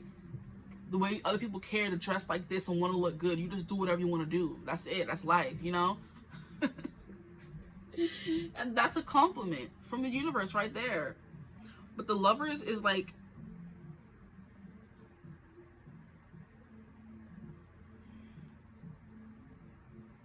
I'm trying to get the message from the card. Like, opening yourself up to love is something that's coming through. Always making sound decisions. You're always following your divine path and your divine cues. It's a compliment you don't receive enough. Like, some people will get a message and know what they have to do and still not do it. You're doing it because you're so close to spirit, right? And if you didn't know that, you do now. Like, there's something here about you having like a direct line. You talk to them. Like, you know what I mean? When you're praying, they're hearing is what I'm hearing. When you're praying, they're hearing you. God, whoever you pray to, is hearing you. Okay, that's something you need to hear more of. Keep praying, or pray more. Ask for what you want. Okay? The Hanged One, like I said, you're always illuminated. You're always on. Okay? The line to spirit is always there. You just gotta talk to them sometimes. If this fly don't move. Like, how did you even get in here?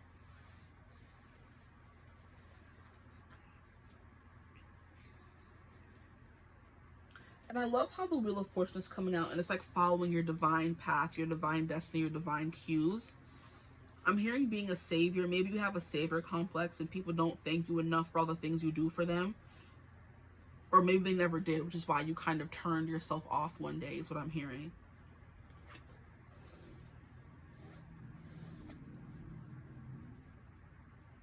But look at how this girl in the card is like the definition of emo. Black shirt, boots, dark jeans, and then a hoodie, a Scully.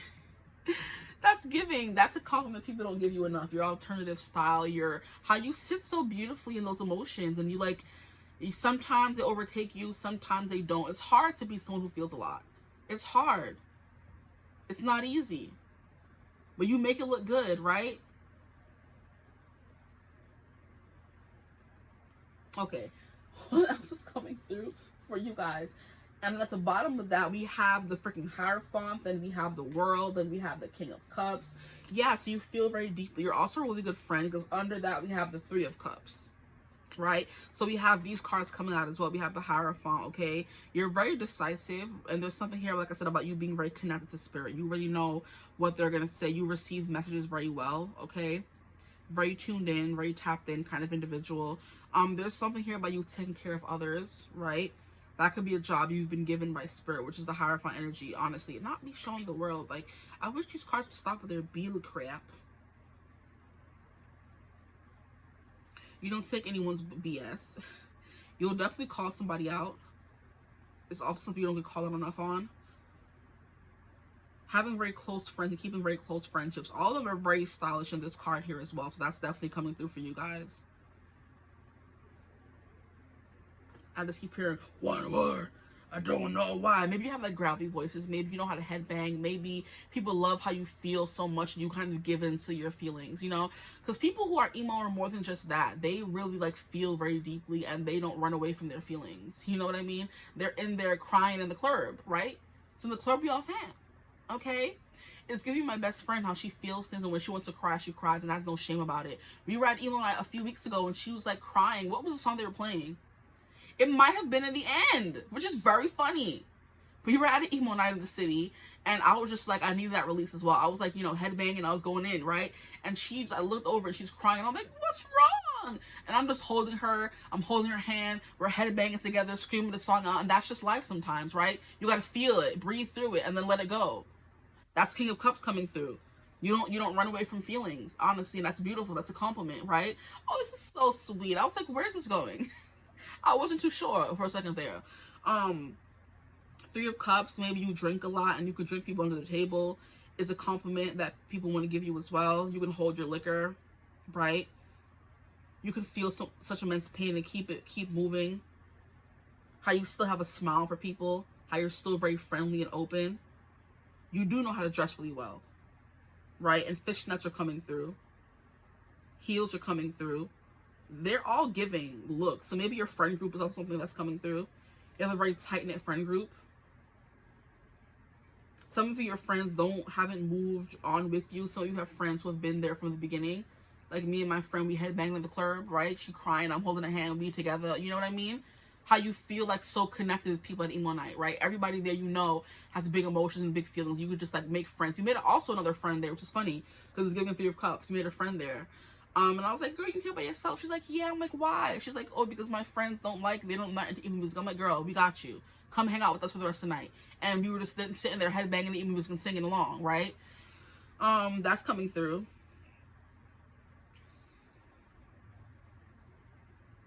The Hierophant has to do with traditions, has to do with values, has to do with beliefs. So there's something here about you sticking to your beliefs.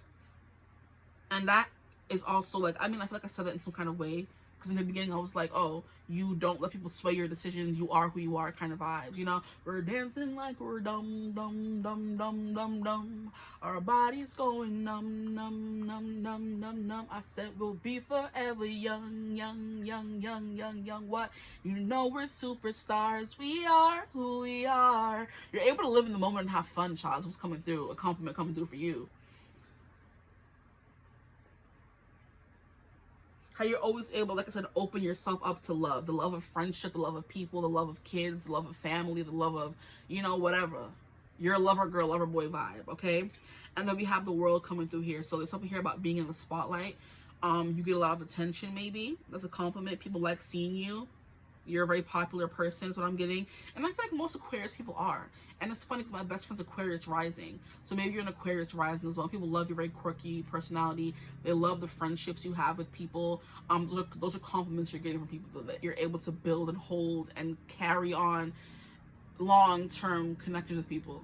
People don't have friends for long, but you have had friends for years, you know? For forever. You've had friends for a long time. And you've overcome a lot of things, okay? And you're still out there kicking and pushing and fighting, right? The world also represents accomplishment. So I'm hearing you made a comeback. Don't call it a comeback is what I'm hearing, you know? So there's something here about you being maybe down and out, but you coming back and pushing forward. And isn't that what I was saying in the beginning of the reading for you guys? You may have got it out the mud. You didn't come from something where you made something of yourself. Bars, okay? That's what's coming through. The world is, let me cover her titties. The world is accomplishments, reaching the end of a cycle. We have Aquarius coming through. We have Scorpio, we have Taurus, and we have Leo. So those can be placements in your chart, okay? Very strong, dominant placements. And that's like a stubborn person where I'm going to make it in the world. I don't care what nobody says. I don't care. I don't care, right? Okay, let's get these cards out for my group 3s, please. I want to do a group 4, but I don't got time for that right now. We have scribe, preserving knowledge and information. You look a good teacher as well. You are a good teacher, I feel like. And scribe is preserving knowledge and information. Then we have the page of swords here, which is someone who's always looking for knowledge and information. So you could be a student and you're always learning stuff. And a compliment is you're doing well until you're doing amazing, sweetie. Keep going. You're almost at the end. You could be graduating or something like that. Or you have graduated college and you fulfilled your destiny. Because Wheel of Fortune, we're going to put that out there as well. The wheel, I would put her down if her boobs weren't out.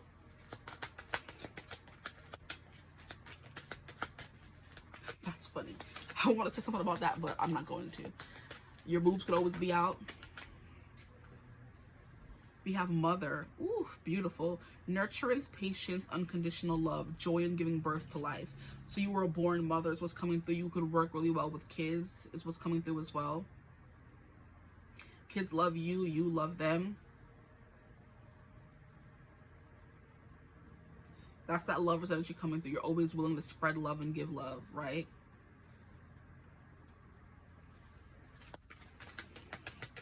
People don't compliment you on that enough. How much you love, how much love you give, how much love you're able to feel and receive and give, right? Here we have prostitute. What the hell? Accentuates a challenge of surviving without negotiating the power of your spirit. See, this is the challenge of surviving. So there's a lot you have to survive, right? And you maybe took the more traditional route with the Hierophant coming through here, right? Now you're someone people can come to. You could be a mentor to other people because you've gone through some things. You can give a lot of wisdom and knowledge to other people. That's another compliment you don't receive enough of. You're a teacher, right? You could teach. See, that could be taken in two ways. You could be a little teacher, right? Or you have the capacity to teach people, okay? So I'm like, you could teach. I mean, that would make sense if you're a teacher, but I meant you could if you wanted to, if you don't already, okay?